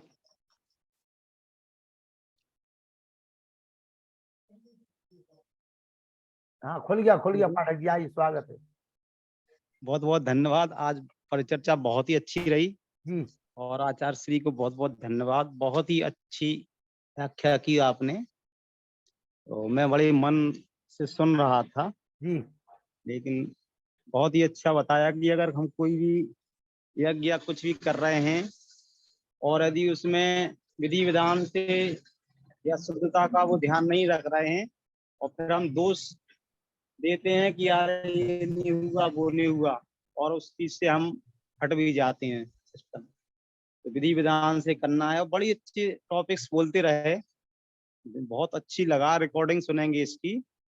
लेकिन बहुत आज की विषय बहुत अच्छा था और बहुत ही बढ़िया बोला। उनके लिए बहुत बहुत साधुवाद, वंदन, अभिनंदन। बहुत धन्यवाद। बहुत आभार। और हमें इस बात की खुशी है राम कुमार भाई कि आप जैसे हमारे जो शिक्षक साथी हैं वो अगर जी वेदों की ओर चलने लगेंगे तो निश्चित जी, रूप से जो हमारा कार्यक्रम है पिछले 2 वर्षों से हम जो कर रहे हैं वो निश्चित हाँ रूप से हाँ, सफल होगा। और हो भी रहा है। आप जैसे लोगों की रुचि जो बढ़ने लगी है, हमें नहीं, अच्छा सुनना बड़ा सुखद लग रहा है, सुनना बड़ा सुखद लगा। हम लोग ज्यादा विद्वान तो नहीं है, अध्यात्म में रहे नहीं है, लेकिन जो सुनते हैं बड़ा अच्छा लगता है। टॉपिक अभी राम कुमार जी बहुत ज्यादा अच्छा राम कुमार जी ज्यादा बड़ी बात तो मैं नहीं कह रहा हूँ। जब जी। मैं मुनि जी के साथ जुड़ा था तो हजारों रुपए खर्च करके 3 दिन कभी प्रोग्राम करने को जाते थे हम लोग बाहर, और हजारों जी। रुपए मिटा करके आते थे, जब कई विद्वानों को सुन पाते थे। ईश्वर की हाँ कृपा हाँ। देखो कि आचार्य प्रभामित्र जी जैसे विद्वान व्यक्ति पिछले 3 दिनों से घर बैठे हमसे आपसे कुछ नहीं ले रहे हैं, और परमात्मा का वेद रूपी ज्ञान हम सभी को दे रहे हैं। ये हमारे पुण्य जन्मों का ये वो है उदय जो हो रहा है यहाँ पे। आइए जगदीश पारासर जी। भाई जो आपने कहा लखनलाल जी आर रत्न जो है जी बहुत ही बढ़िया बात करी कि जो हम हजारों रुपए खर्च करके कहीं बाहर जाके भी नहीं सुन सकते थे, वो घर बैठे भी इतने बड़े बड़े विद्वानों से सुनने को मिला है। इसके लिए आपका बहुत बहुत आभार जो है, का भी बहुत बहुत आभार। आचार्य प्रभामित्र जी वास्तव में निस्संदेह बहुत ही विद्वान व्यक्ति हैं। उन्होंने बहुत ही गूढ़ विषयों का अपने काफी बढ़िया ढंग से अपने कहा। जीवन के अंतिम उत्कर्ष के भी बेहद ही अच्छे कई पहलुओं पर उन्होंने विचार किया और अपना अच्छा उद्बोधन दिया। हमारी एक शंका है इस संबंध में। पूछ लीजिए आपने पूछ कहा लीजिए, कि कोई भी ये जो शंका नाम है जी, नहीं, पूछ लीजिए, बोलिए। ये कहते कि जो नाम आपने बताया कि नाम एक भ्रम है, तो संसार के प्रत्येक व्यक्ति, चाहे महर्षि हो, चाहे संत हो, चाहे नेता हो, चाहे सामान्य व्यक्ति हो, प्रत्येक को उसको नाम के ही आधार पर जाना जाता है। तो यदि नाम भ्रम है तो वास्तविकता क्या है? दूसरी बात जी ये कि आपने नहीं, दो प्रश्न एक और है। दूसरी बात आपने कहा कि जीवन में सर्वोत्तम करने के लिए भक्ति करना चाहिए। तो भक्ति के कितने प्रकार हैं, उसमें सर्वोत्तम भक्ति कौन सी है? थोड़ा ये बताने का कष्ट करेंगे। जी जी जी। तो नाम जो भ्रम है, नाम मैंने दार्शनिक ढंग से कहा और सर्व अंतिम उत्कर्ष को ध्यान में रखते हुए कहा कि ये हमें पागलपन की स्टेज भी, पागल शब्द भी मैंने कहा कि मैं प्रभा मित्र हूं और मेरा नाम ये है। तो ये सांसारिक दृष्टिकोण से ये सहायक है। नाम, ऋषि का भी नाम लेते हैं, परिचय भी देते हैं, तो ये सांसारिक परिचय है। और आध्यात्मिक समाधि की दृष्टि से, अंतिम उत्कर्ष की दृष्टि से ये अस्थाई नहीं है। स्थायी नहीं होने से अस्थाई है, और अस्थाई होने से ये अनित्य है, ये क्षणिक है, और क्षणिक होने से, अनित्य होने से ये भ्रम है। ये इतना कहा। इसी के नाम के फेम के पीछे हम ना पड़े कि मेरा नाम इतना हो गया, हम इतने बड़े व्यक्ति हो गए और मेरा ये परिचय है। ये सब छूट जाता है। हमें आत्म स्वरूप में जाना, आत्मा का परिचय ढूंढना है। इस भाव को ध्यान में रख करके मैंने भ्रम कहा, और ये वास्तव में इस भाव में भ्रम ही है। लेकिन जब हमें कहीं जाना है, महर्षि दयानंद को जानना है, तो उनका नाम जब नहीं लेंगे तो कैसे जानेंगे? उनसे किसी व्यक्ति के पास जाना है तो फिर उनका नाम परिचय भी हमारे पास होना चाहिए। तो सामान्य रूप से तो ये साधन है, सहायक है, और ये हमारे लिए उपयुक्त है। लेकिन हम अंतिम उत्कर्ष को भाव में रख करके हमें वहां जुड़ना है, इसी में फंसे नहीं रहना है, इसलिए हमने इसको भ्रम शब्द दिया। लेकिन जब तक वहां नहीं गए तब तक मेरे लिए ये आवश्यक है, इसको पकड़ के रखना है, नाम को, पद को, शरीर को, किसी व्यक्ति के परिचय को। जी। दूसरा हमने पूछा था कि ये भक्ति कितने प्रकार की होती है, उसमें सर्वोत्तम भक्ति कौन सी? भक्ति तो परमात्मा की एक ही विधा है, जो अष्टांग योग में महर्षि पतंजलि ने बताया है। यम, नियम, आसन, प्राणायाम, प्रत्याहार, धारणा, ध्यान, समाधि। तो ये अष्टांग योग के आधार पर जब आप ईश्वर की भक्ति कर रहे हैं, ये सर्वोत्तम विधा है। इससे अति उत्तम विधा और कोई विधा नहीं हो सकती। चाहे वो कर्म योग हो, भक्ति योग हो, राजयोग हो, हठ योग हो, उस नहीं हो सकता। उत्तम तो अष्टांग योग ही होगा। इसलिए हमें अष्टांग योग पर ही चलना चाहिए, भक्ति करनी चाहिए। तो भक्ति मतलब ये ध्यान मग्न होके या भगवान की पूजा पाठ करके या मनुष्यों की सेवा करके? देखिए, भक्ति का मतलब यहाँ पर है भक्त माने जुड़ना और परमात्मा से युक्त होना। तो परमात्मा से युक्त होने के लिए जो वेद में आदेश दिया है, यज्ञ करना है, परोपकार करना है, वो भी करना है। लेकिन साथ में उससे जुड़ने के लिए आपको यम, नियम, आसन, प्राणायाम, प्रत्याहार, धारणा, ध्यान, समाधि, इससे ही जुड़ सकते हैं। यही असली भक्ति है। बाकी कोई भजन कीर्तन कर लेते हैं, समाज सेवा कर लेते हैं, थोड़ा थोड़ा यज्ञ कर लेते हैं, तो वो भक्ति का कहीं न कहीं सहायक तत्व तो हो सकता है, मूल भक्ति नहीं होगी। मूल भक्ति तो परमात्मा समाधि प्राप्त करना और अंतिम लक्ष्य मुक्ति में जाना ही, मुक्ति को प्राप्त करना ही भक्ति है। तो वो भक्ति अष्टांग योग का आधार पर होगा, बाकी परोपकार आदि यज्ञ आदि वो सहायक हो जाता है। वो भक्ति का वो सहायक पार्ट है। मुख्य भक्ति तो ध्यान समाधि में जाना का प्रयास करना और अष्टांग योग के माध्यम से। जी, जैसे हमारे लखनलाल जी हैं, हजारों व्यक्तियों घर बैठे अपने इतना अच्छा उद्बोधन जा रहा है, तो उनको भी कुछ ना कुछ मिलेगा पुण्य। बिल्कुल बिल्कुल बिल्कुल बिल्कुल पुण्य मिलेगा उनको, लेकिन इससे मोक्ष नहीं मिलेगा। मोक्ष में सहायक हो सकता है उनको, मुक्ति प्राप्ति में पुण्य जो मिलेगा वो सहायक बन सकता है, अप्रत्यक्ष रूप से वो सहायता मिल जाएगी उनको, लेकिन केवल प्रवचन कराते रहें, सुनते सुनाते रहें, मुक्ति मिल जाएगी, ऐसा नहीं होगा। ये भक्ति का एक अप्रत्यक्ष या गौण साधन है। मुख्य साधन भक्ति का ये प्रवचन कराना करना नहीं। जी, बहुत बहुत धन्यवाद है। जी, बहुत आभार। सम्मानित जगदीश पाराशर जी ने जो प्रश्न किए हैं, हमें अच्छा लगा, उनकी जिज्ञासा भी शांत हो रही। जयपाल सिंह बुंदेला जी मदरवाहा। सभी को सादर नमस्ते। और जो आज का कार्यक्रम रहा, बहुत ही अच्छा कार्यक्रम रहा और बहुत ही ज्ञानवर्धक रोचक बातें मैं यहाँ पे पूरे महाराष्ट्र के अंदर हूँ इस समय और सुन रहा हूँ। तो आज का विषय भी बहुत गंभीर और चिंताजनक था, और जो आचार्य जी ने बताया बहुत ही अच्छा सदुपयोग करने के लिए सदमार्ग की बातें बताई, जो कि मानव जीवन को उत्कृष्ट बनाने में बहुत ही लाभप्रद है। इसलिए आचार्य जी को सादर नमस्ते। हमारे बीच में जेपी सेन जी हैं, जो एक्स आर्मी है, करौली राजस्थान से जुड़े हैं, हमारे बड़े भाई हैं। जेपी सेन जी, आइए 2 शब्द कहिए। आपने पूरा कार्यक्रम सुना, कैसा लगा कार्यक्रम? जेपी सेन जी, करौली। जेपी सेन जी, आइए 2 शब्द बोलिए। जी, मैं बोल रहा हूँ। हाँ, बोलिए, वीडियो खोल लीजिए। हाँ जी साहब, मुझे बहुत अच्छा लगा है और मैं हमेशा जोड़ता रहता हूँ, और भगवान का भक्ति में तो लीन होना चाहिए इंसान के लिए। तो एक बार संसार में आए हो तो उसकी ईश्वर की वंदना करनी चाहिए। ध्यान योग, अष्टांग योग जो भी है आचार्य जी बता रहे हैं, और आचार्य जी से हम बहुत खुश हैं आचार्य जी से।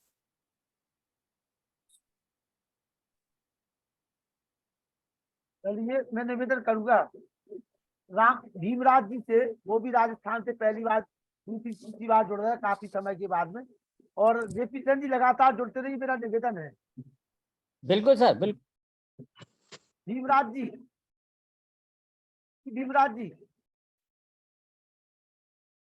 चलिए, चंद्रशेखर शर्मा जी का कोई प्रश्न है लगता है, क्या पूछ रहे हैं? हाँ, नमस्ते साहब। मैं ये निवेदन कर रहा हूँ, अभी जगदीश जी भक्ति के बारे में पूछ रहे थे, तो आचार्य जी अष्टांग योग सर्वश्रेष्ठ है, लेकिन उसमें भी अंत में यही लिखा है कि अगर हम जैसे सामान्य मनुष्य से ये नहीं हो तो ईश्वर की शरणागति सबसे बड़ी उत्तम भक्ति का मार्ग बताया है। आप इसके बारे में कुछ कहना चाहेंगे तो बताइए। प्रभामित्र जी। जी। हाँ। बिल्कुल शर्मा जी, ये ईश्वर की शरणागति ये सबसे सरल उपाय है, ईश्वर प्रणिधान। तो ईश्वर प्रणिधान भी अष्टांग योग का ही पार्ट है, क्योंकि तप, स्वाध्याय, ईश्वर प्रणिधानानि क्रिया योगा। तो जब हम यम की बात करेंगे, अहिंसा, सत्य, स्तेय, ब्रह्मचर्य, अपरिग्रह, शौच, संतोष, तप, स्वाध्याय, ईश्वर प्रणिधान। तो शौच में तो ईश्वर प्रणिधान आ गया ना, ईश्वर की शरणागति। तो अष्टांग योग में कोई भी ऐसी भक्ति का पार्ट हो जो छूट गया हो, वो हो ही नहीं सकता। तो ईश्वर की शरणागति व्यक्ति कैसे होगा? ईश्वर प्रणिधान करेंगे, ईश्वरार्पण।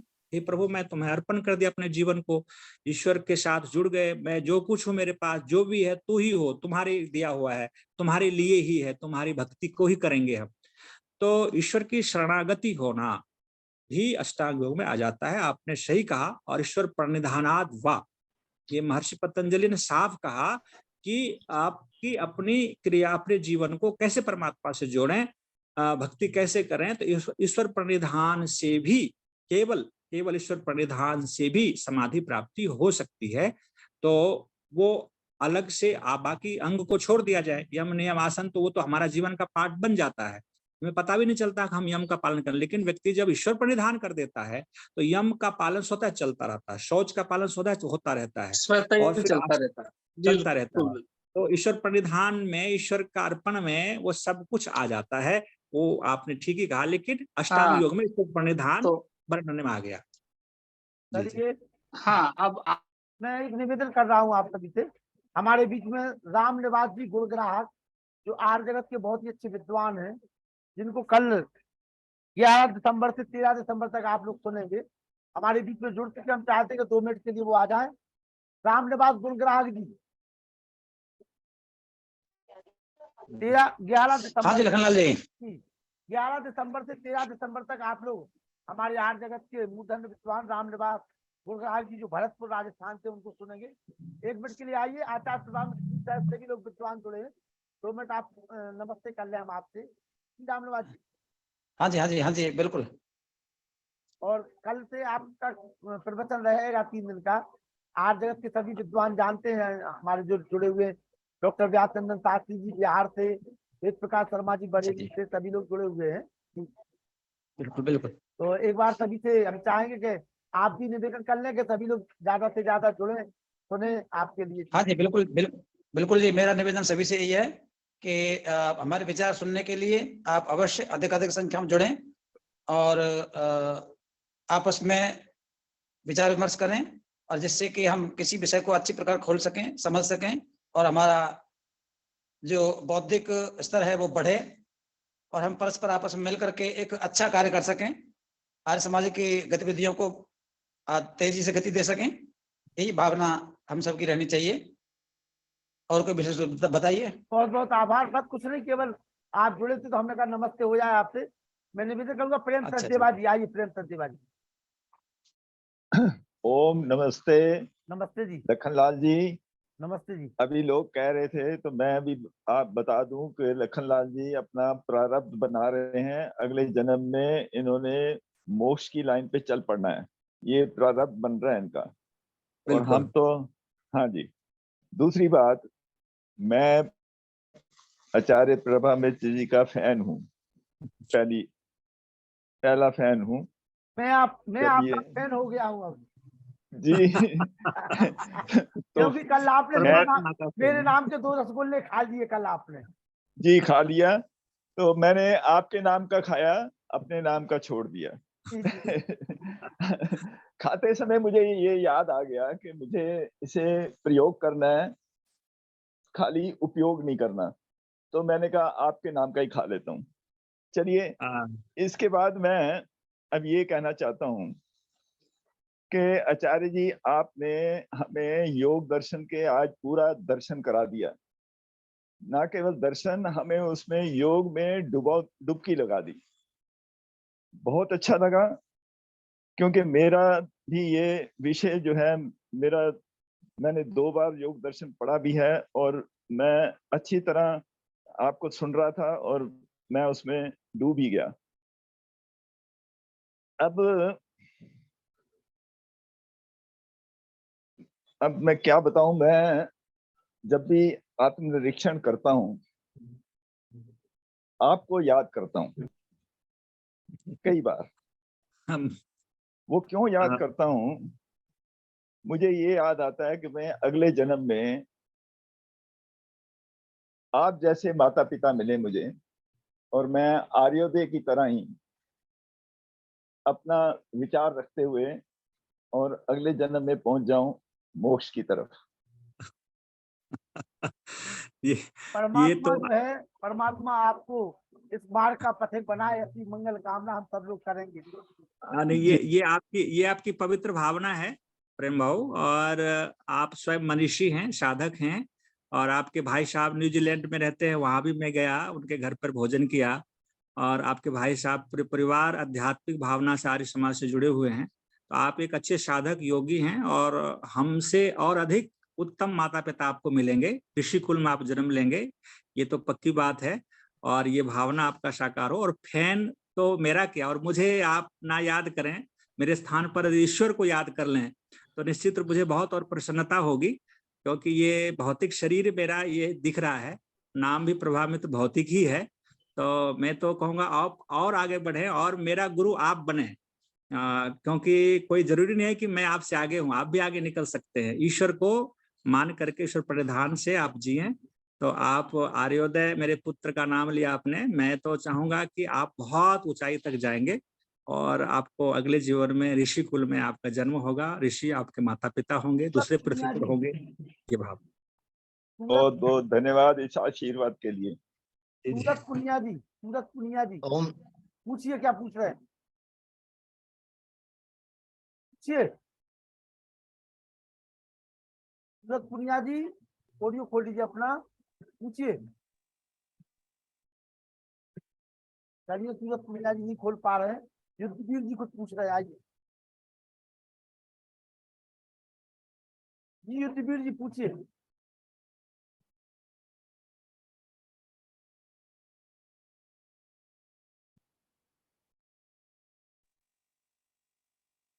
युद्धवीर जी, हाँ टच करिए। युद्धवीर जी, चलिए। म्यूट, हाँ जी, म्यूट है, म्यूट। हाँ चलिए, सूरज पुनिया जी आप पूछिए। सूरज पुनिया जी बार बार अपना बंद कर लेते हैं, हम खोल देते हैं। आप युद्धवीर जी का भी नहीं खोल रहा, चलिए सुनीत जी आप आ जाइए।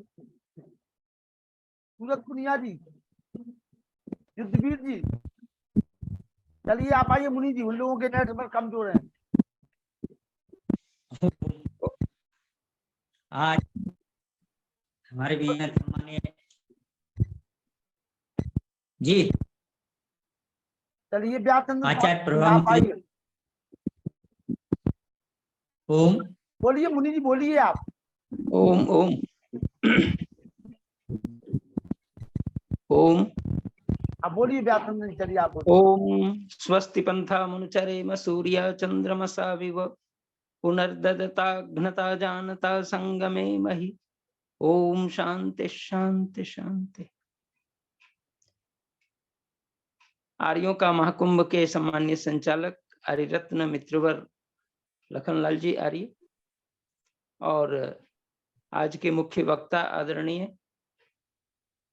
भ्रातृपर्वर आचार्य प्रभा मित्र जी, और अभी जिनका उद्बोधन श्रवण कर रहा था प्रधान प्रेम सचदेवा जी और वानप्रस्थी जी, अन्य बहुत सारी जिज्ञासु श्रोतागण, विद्वत वृंद, मातृशक्ति एवं देवियों, आज का विषय बड़ा ही आध्यात्मिक रहा है और इस आध्यात्मिक जीवन से हमें यही प्रेरणा लेनी है आज के व्याख्यान से कि न केवल हमारा बल्कि सबका ये ध्येय होना चाहिए कि जीवन का अंतिम उत्कर्ष जो है मुक्ति मोक्ष, इसकी प्राप्ति करें, क्योंकि पुरुषार्थ यही चार के अंतिम लक्ष्य हैं, धर्म अर्थ काम एवं मोक्ष।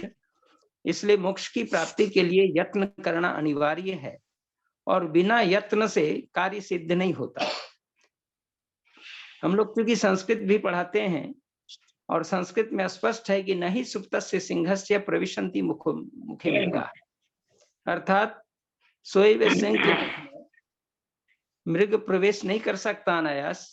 उद्यमे नहीं सिद्ध्यन्ति कार्यानि न मनोरथैः, नहीं सुप्तस्य सिंहस्य प्रविशन्ति मुखे मृगा। निसंदेह हम केवल मनोरथ करते चलें कि हमें मुक्ति मिल जाए, हम केवल यह मन में रखें कि हमें अच्छा बन जाना है, हमें यह केवल मन में रखना है कि हम धर्म कर्म करना है। और आज जो मानवाधिकार दिवस भी है, आज कॉलेज में हम लोग मानवाधिकार मना रहे थे, तो हमने कहा कि मनसा शिव्यति कर्माणि स मनुष्य, मननात् मनुष्य, हम मनुष्य हैं, यह मनन करें, ये चिंतन करें और तदनुकूल आचरण करें। मनुष्य बन करके केवल अधिकार की बात न सोचें, बल्कि हम अपने कर्तव्य की बात सोचें। परमात्मा ने हमें भेजा है यहाँ केवल खाओ पियो मौज करो करने के लिए प्रकृति के अंदर, यह उद्देश्य नहीं हो मेरा, बल्कि हम लोगों का उद्देश्य जो है धर्म अर्थ काम और अंतिम में मोक्ष की प्राप्ति का, जिस पर आचार्य जी ने बड़ा ही महत्वपूर्ण शब्दों में और बड़े ही ज्ञानवर्धक शब्दों में अपने विचार दिए हैं। और उन ज्ञानवर्धन वाक्यों का और ऋषि महर्षियों के विभिन्न आयामों के चलते हुए और साथ साथ महर्षि पतंजलि के अष्टांग योग को ध्यान में रखते हुए यदि व्यक्ति पुरुषार्थ करता है तो निसंदेह इसी जन्म में मुक्ति की प्राप्ति संभव है। और हम आप जैसे लोग जो संसार की वासनाओं से अलग हटकर इसमें जुड़ जाते हैं, ये बहुत बड़ा तप है जीवन का। बहुत सारे कार्य, बहुत सारे झंझावात जीवन में आते हैं, लेकिन उन तमाम झंझावातों को तिलांजलि देने के बाद जो इस कार्यक्रम से जुड़ जाता है वो महात्मा है, वो योग की निष्ठा में जुड़ा हुआ व्यक्ति है। वो अपने पग को अध्यात्म में पदे पदे आगे बढ़ाता है। और इस कार्य के लिए, इस पुनीत अवसर को प्रदान करने के लिए जो माननीय लखनलाल जी आर्य हैं, उन्होंने जो अवसर प्रदान किया है, हम उससे कभी भी पृथक न हो गए। क्योंकि यदि व्यक्ति श्रवण से, यदि व्यक्ति मन से और यदि व्यक्ति अपने कर्म से जुड़ जाता है तो निसंदेह फल तो मिलना है। और फल प्राप्त करने के लिए हमारा उत्तम फल जो है वो अत्यंत सुस्वादु फल, जिसको पिप्पलम स्वादत्ती कहा गया है, सुंदर सुस्वादु फल जो जीवन का अंतिम पुरुषार्थ है, अंतिम लक्ष्य है, जिसमें आनंद ही आनंद है। उस आनंद की प्राप्ति करने के लिए हम उस प्रभु से जुड़े, क्योंकि प्रभु से जुड़ करके जो आनंद की प्राप्ति होनी है वो अन्य जगह दुर्लभ है। इसलिए माननीय युद्धवीर जी जो इसकी ओर मुखातिब हैं, निसंदेह उनका बड़ा सम्मान मैं करता हूं कि वो निरंतर इस कार्य से जुड़ करके अपने आध्यात्मिक जीवन को आगे बढ़ा रहे हैं। और जो भी नए नए लोग भी जुड़ रहे हैं उन सबका बहुत बड़ा सम्मान है। और अपनी मुक्ति की बात तो मैं कम करता हूं, दूसरे लोग मुक्त हो जाएं ये मैं चाहता हूं। हम तो जिस रास्ते पर हैं, हमें मुक्ति मिले ना मिले मैं इसकी परवाह नहीं करता, लेकिन मुक्ति औरों को मिल जाए, सद्ज्ञान औरों को मिल जाए, धर्मात्मा और बन जाए, इसके लिए अगर मेरा कुछ भाग लग जाए तो मैं इसको पुरुषार्थ मानता हूं। और इन्हीं बातों के साथ परमात्मा से प्रार्थना करता हूं कि हम लोग जुड़ें और जुड़ करके दूसरों को नया विहान की दृष्टि दें। यही मुक्ति का अंतिम उत्कर्ष होगा। युद्धवीर जी खोल लीजिए माइक अपना। युद्धवीर जी, युद्धवीर जी,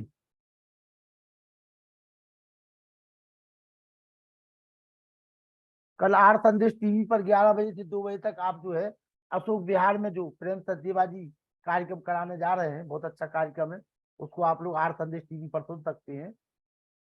युद्धवीर जी, जी बोलिए आप। अरे मैंने अनम्यूट कर दिया है आपको, पोस्ट बना दिया है। चलिए माता चंद्रकांता जी।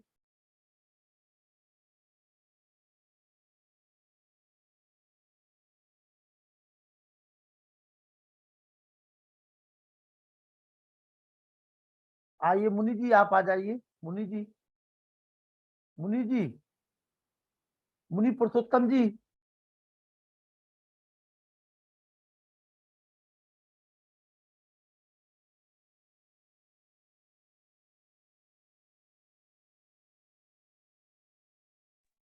हाँ ओम जी। हाँ हाँ आवाज आ रही है। अंतिम समाप्त ले रहे हैं हम अब से। ज्ञानानंद हमारे सम्माननीय अभी आचार्य प्रभात जी ने योग दर्शन के आधार पर और तमाम ग्रंथों के आधार पर हमारे मानव जीवन अंतिम लक्ष्य होना चाहिए, और ये अपने योग दर्शन को सबसे ज्यादा वरीयता देते हुए बताया है। तो कहते हैं महर्षि मनु कहते हैं दह्यन्ते ध्यायमाना नाम। वो कह रहे कि जिस प्रकार अन्य धातुओं का मल अग्नि में ताने से धातुओं का नष्ट हो जाता है और वो शुद्ध हो जाते हैं, इसी प्रकार प्राणायाम करके हम हमारा इंद्रियां हमारी शुद्ध हो जाती हैं, पवित्र हो जाती हैं और से हमें सच्चा ज्ञान प्राप्त हो जाता है। वैसे तो दयानंद जी ने लिखा हुआ है सत्या प्रकाश की भूमिका में, मनुष्य का आत्मा सत्य से जानने हारा है, तथापि अपने विद्या के दोषों से सत्य को छूट के असत पर झुकाता है। तो सत्य को तो जानने का मनुष्य मिला है, तो जो सत्य को जानने के लिए मिला हुआ है और वो जानता भी है, लेकिन भटक क्यों जाती, ये आदि हमारे जो अनेक वो बताए गए हैं उनकी वजह से, भटकने की वजह से वो भटकता होता है और अनेक किंगों में जाना पड़ता है। जीवन हमें मिला हुआ है तो हमारा लक्ष्य होना चाहिए कि हम सत्य को जानने की कोशिश करें। प्राणायाम आदि जो हमारा ये 8 बताए गए हैं उनके ऊपर चल सके तो हमारा जीवन लक्ष्य को कर सकता है। यदि हमारे की इच्छा होनी चाहिए, कामना होनी चाहिए। और मैं का सम्मानित चंद्रशेखर शर्मा जी, वेद प्रकाश शर्मा जी, युद्धवीर जी, अनिल जी, सभी ने बहुत अच्छे प्रश्नों के माध्यम से, देखिए प्रश्न करने से क्या होता है, ये व्यक्ति प्रश्न करता है उसको उत्तर में हमारे सम्मानित विद्वान 4 बातों बता देते। सभी को नमस्ते जी। नमस्ते जी। नमस्ते जी। जी आदरणीय पूज्य स्वामी हमारे आचार्य श्री हैं प्रभामित्र जी और डॉक्टर व्यासनंद शास्त्री जी, वेद प्रकाश शर्मा जी, प्रेम सचदेवा जी, आप सभी के सादर नमस्ते। अभी जो सचदेवा जी और जो आदरणीय व्यास डॉक्टर साहब जो कहा था आदरणीय लखनलाल जी के विषय में, और अभी जो हमारे आचार्य श्री ने प्रभामित्र जी ने जो बताया था, इनके निर्देशन में हमने 15 दिन की कक्षाएं ली थी आर्य समाज प्रीत विहार में, संस्कार जी जो 16 संस्कार है, तो उन्होंने हमें प्रेरित किया था। और सत्यार्थ प्रकाश में जितनी भी जो अच्छी जो बातें थी ऋषि द्वारा, तो ऋषि के द्वारा ही जो आदरणीय प्रेम सचदेवा जी और डॉक्टर व्यासनंदन शास्त्री जी ने जो कहा है कि जो लखनलाल जी हैं, देखिए एक तो होता है स्वयं को ईश्वर की भक्ति में लीन करना, लेकिन परम पिता परमेश्वर कोई जरूरी नहीं है कि हम किसी पहाड़ की अंदर की गुफा में या कोई कंदरा में जाकर के बैठे। उपारे चे गिरी नाम संगमे चे नदी नाम धिया विप्रो जायते, ठीक है ये बात तो हो सकती है, लेकिन वेद में ये भी कहा है सैनो बंधुर जनिता स विधाता धामानि वेद भुवनानि विश्वा यत्र देवहा अमृतमान शाना से तृतीय। हे मनुष्यों, वह परमात्मा अपने लोगों का भ्राता के समान सुखदायक, सकल जगत का उत्पादक, सब कामों को पूर्ण करने हारा, संपूर्ण लोक मात्र नाम स्थान जन्मों को जानता है।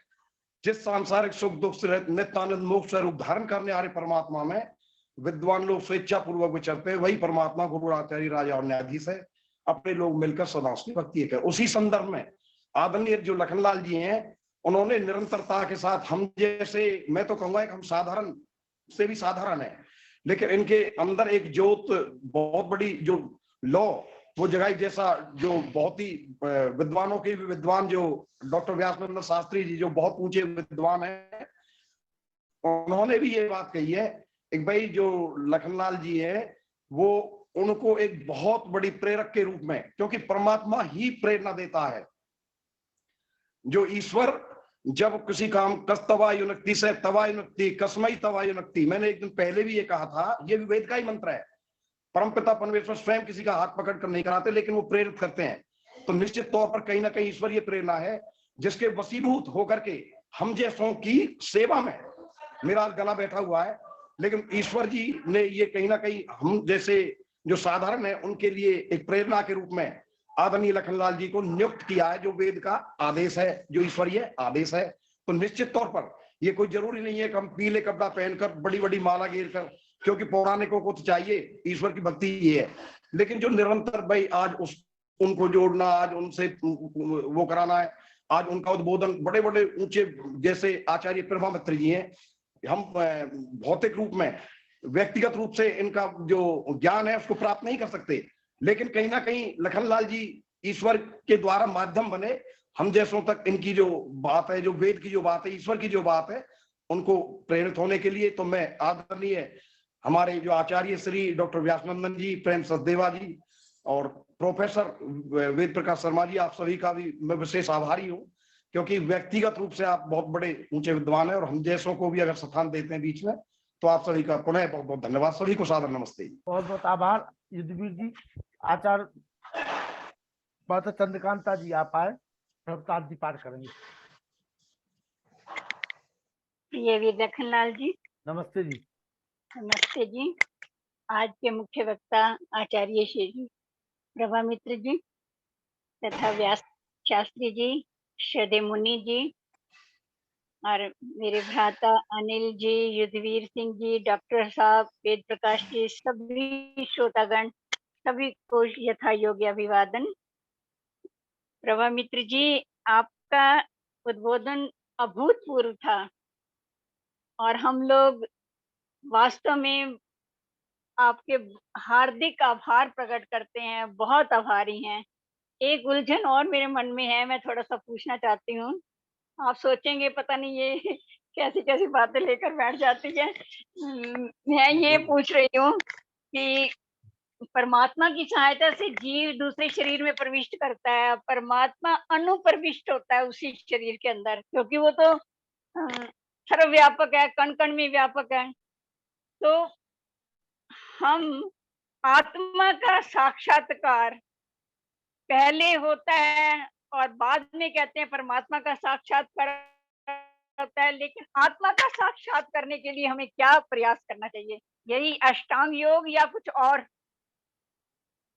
जी देखिए, अष्टांग योग से ही आत्मा का साक्षात्कार होगा। तदा द्रष्टु स्वरूपे अवस्थानम, ये योग दर्शन में सूत्र आता है। द्रष्टु कहते हैं जीवात्मा को। तो जब योग चित्त वृत्ति निरोधा, योग चित्त की वृत्ति का जब निरोध हो जाता है तो आत्मा अपने स्वरूप में अवस्थित हो जाती है। अपने स्वरूप में जब अवस्थित होगी तो वहां परमात्मा का दर्शन स्वतः हो जाता है। परमात्मा का दर्शन हम आप नहीं कर सकते, आत्मा का सामर्थ्य ही नहीं है जो परमात्मा का वो दर्शन कर सके अपने सामर्थ्य से। परमात्मा स्वयं अपना दर्शन कराता है, परमात्मा अपना दर्शन स्वयं कराता है। इसलिए पहले आत्मा का काम इतना है, परमात्मा ये कहता है कि हे आत्मन तू पहले अपने स्वरूप में प्रतिष्ठित हो जाओ। तो जब अपने स्वरूप में हम प्रतिष्ठित हो जाते हैं अष्टांग योग के माध्यम से, तो फिर परमात्मा अपना दर्शन हमें करा देता है। तो अपने स्वरूप में प्रतिष्ठित होने के लिए अष्टांग योग ही है माता जी। और पहले संप्रज्ञात समाधि में आत्मा का ही स्वरूप दर्शन होता है, और संप्रज्ञात समाधि में परमात्मा का दर्शन परमात्मा की कृपा से, परमात्मा स्वयं अपना दर्शन कराता है, तभी वो दर्शन हो पाता है। तो ये एक शर्त है ईश्वर के द्वारा से कि पहले हे आत्मा तो अपने स्वरूप में प्रतिष्ठित हो जाओ। तो अपने स्वरूप में आने के लिए चित्त की वृत्ति का निरोध करना पड़ेगा, क्लेश को दग्ध करना पड़ेगा, और अष्टांग योग के माध्यम से ही संभव है। सत्यार्थ प्रकाश में भी नवम शायद नवम समोल्लास में स्वामी जी ने लिखा है कि जैसे योगा चित्त वृत्ति निरोधा तद्दे तदा दृष्टु स्वरूप तदा अवस्थानम, दृष्टि अवस्थानम, स्वरूप अर्थात हाँ मतलब कि अपने स्वरूप के अंदर निहित हो जा। तो अपने स्वरूप में निहित होने के लिए कितना प्रयास, अत्यंत प्रयास करने की आवश्यकता है। हाँ बिल्कुल बिल्कुल, लेकिन वो बहुत कठिन नहीं है, बहुत सरल है, बहुत सरल। जैसे संसार के वस्तुओं को उपलब्ध करने में हम पूरा जिंदगी लगा देते हैं, समय लगाते हैं, पूरा समय, फिर भी हम संसार के वस्तु को प्राप्त नहीं। परमात्मा अपने स्वरूप में जाने के लिए 1 घंटा सुबह 1 घंटा शाम आप अष्टांग योग के तरीके से ध्यान करने लग जाएं, जो जैसा आपका स्वाध्याय है उसके अनुसार विधिवत, तो आसानी से अपने स्वरूप में जाया जा सकता है। अपने सारे वृत्तियों को आसानी से दग्ध कर सकते हैं। परमात्मा की स्वरूप को पाना या अपने स्वरूप को पाना बहुत सरल है, और संसार के सुखों को पाना बहुत कठिन है।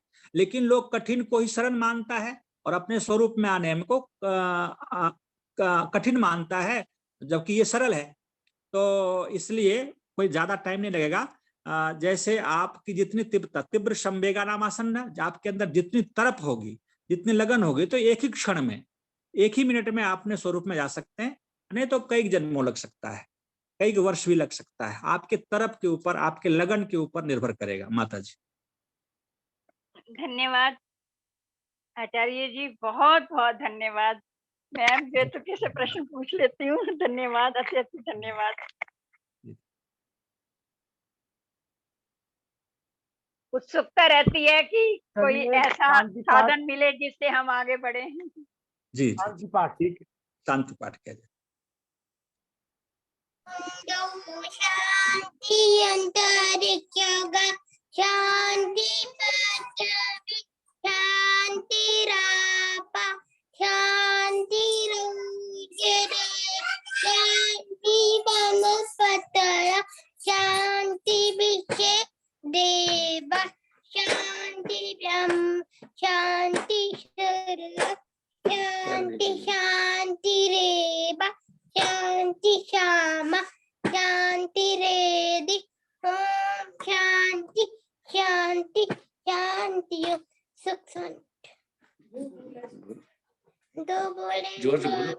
सत्य सनातन वैदिक धर्म की बेटा जय। जोर से बोलो, फिर तो रसगुल्ला खाली खाना है तुम्हें। जय। सिद्धानंद की जय। पुरुषोत्तम श्री रामचंद्र की जय। श्री कृष्णचंद्र की जय। राम की जय। भारत माता की जय। गौ माता की रक्षा हो पालन हो आर्य समाज अमर रहे देश की ज्योति जलती रहे उनका झंडा ऊंचा रहे आर्यों के महाकुंभ की जय।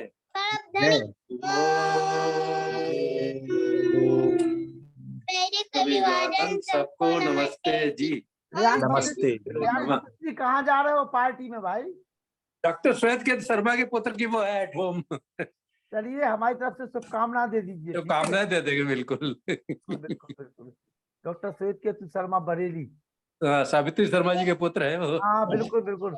मैं तो आपकी टाई को देख करके समझ गया था कि रसगुल्लों की जुगाड़ हो रही है। रसगुल्लों की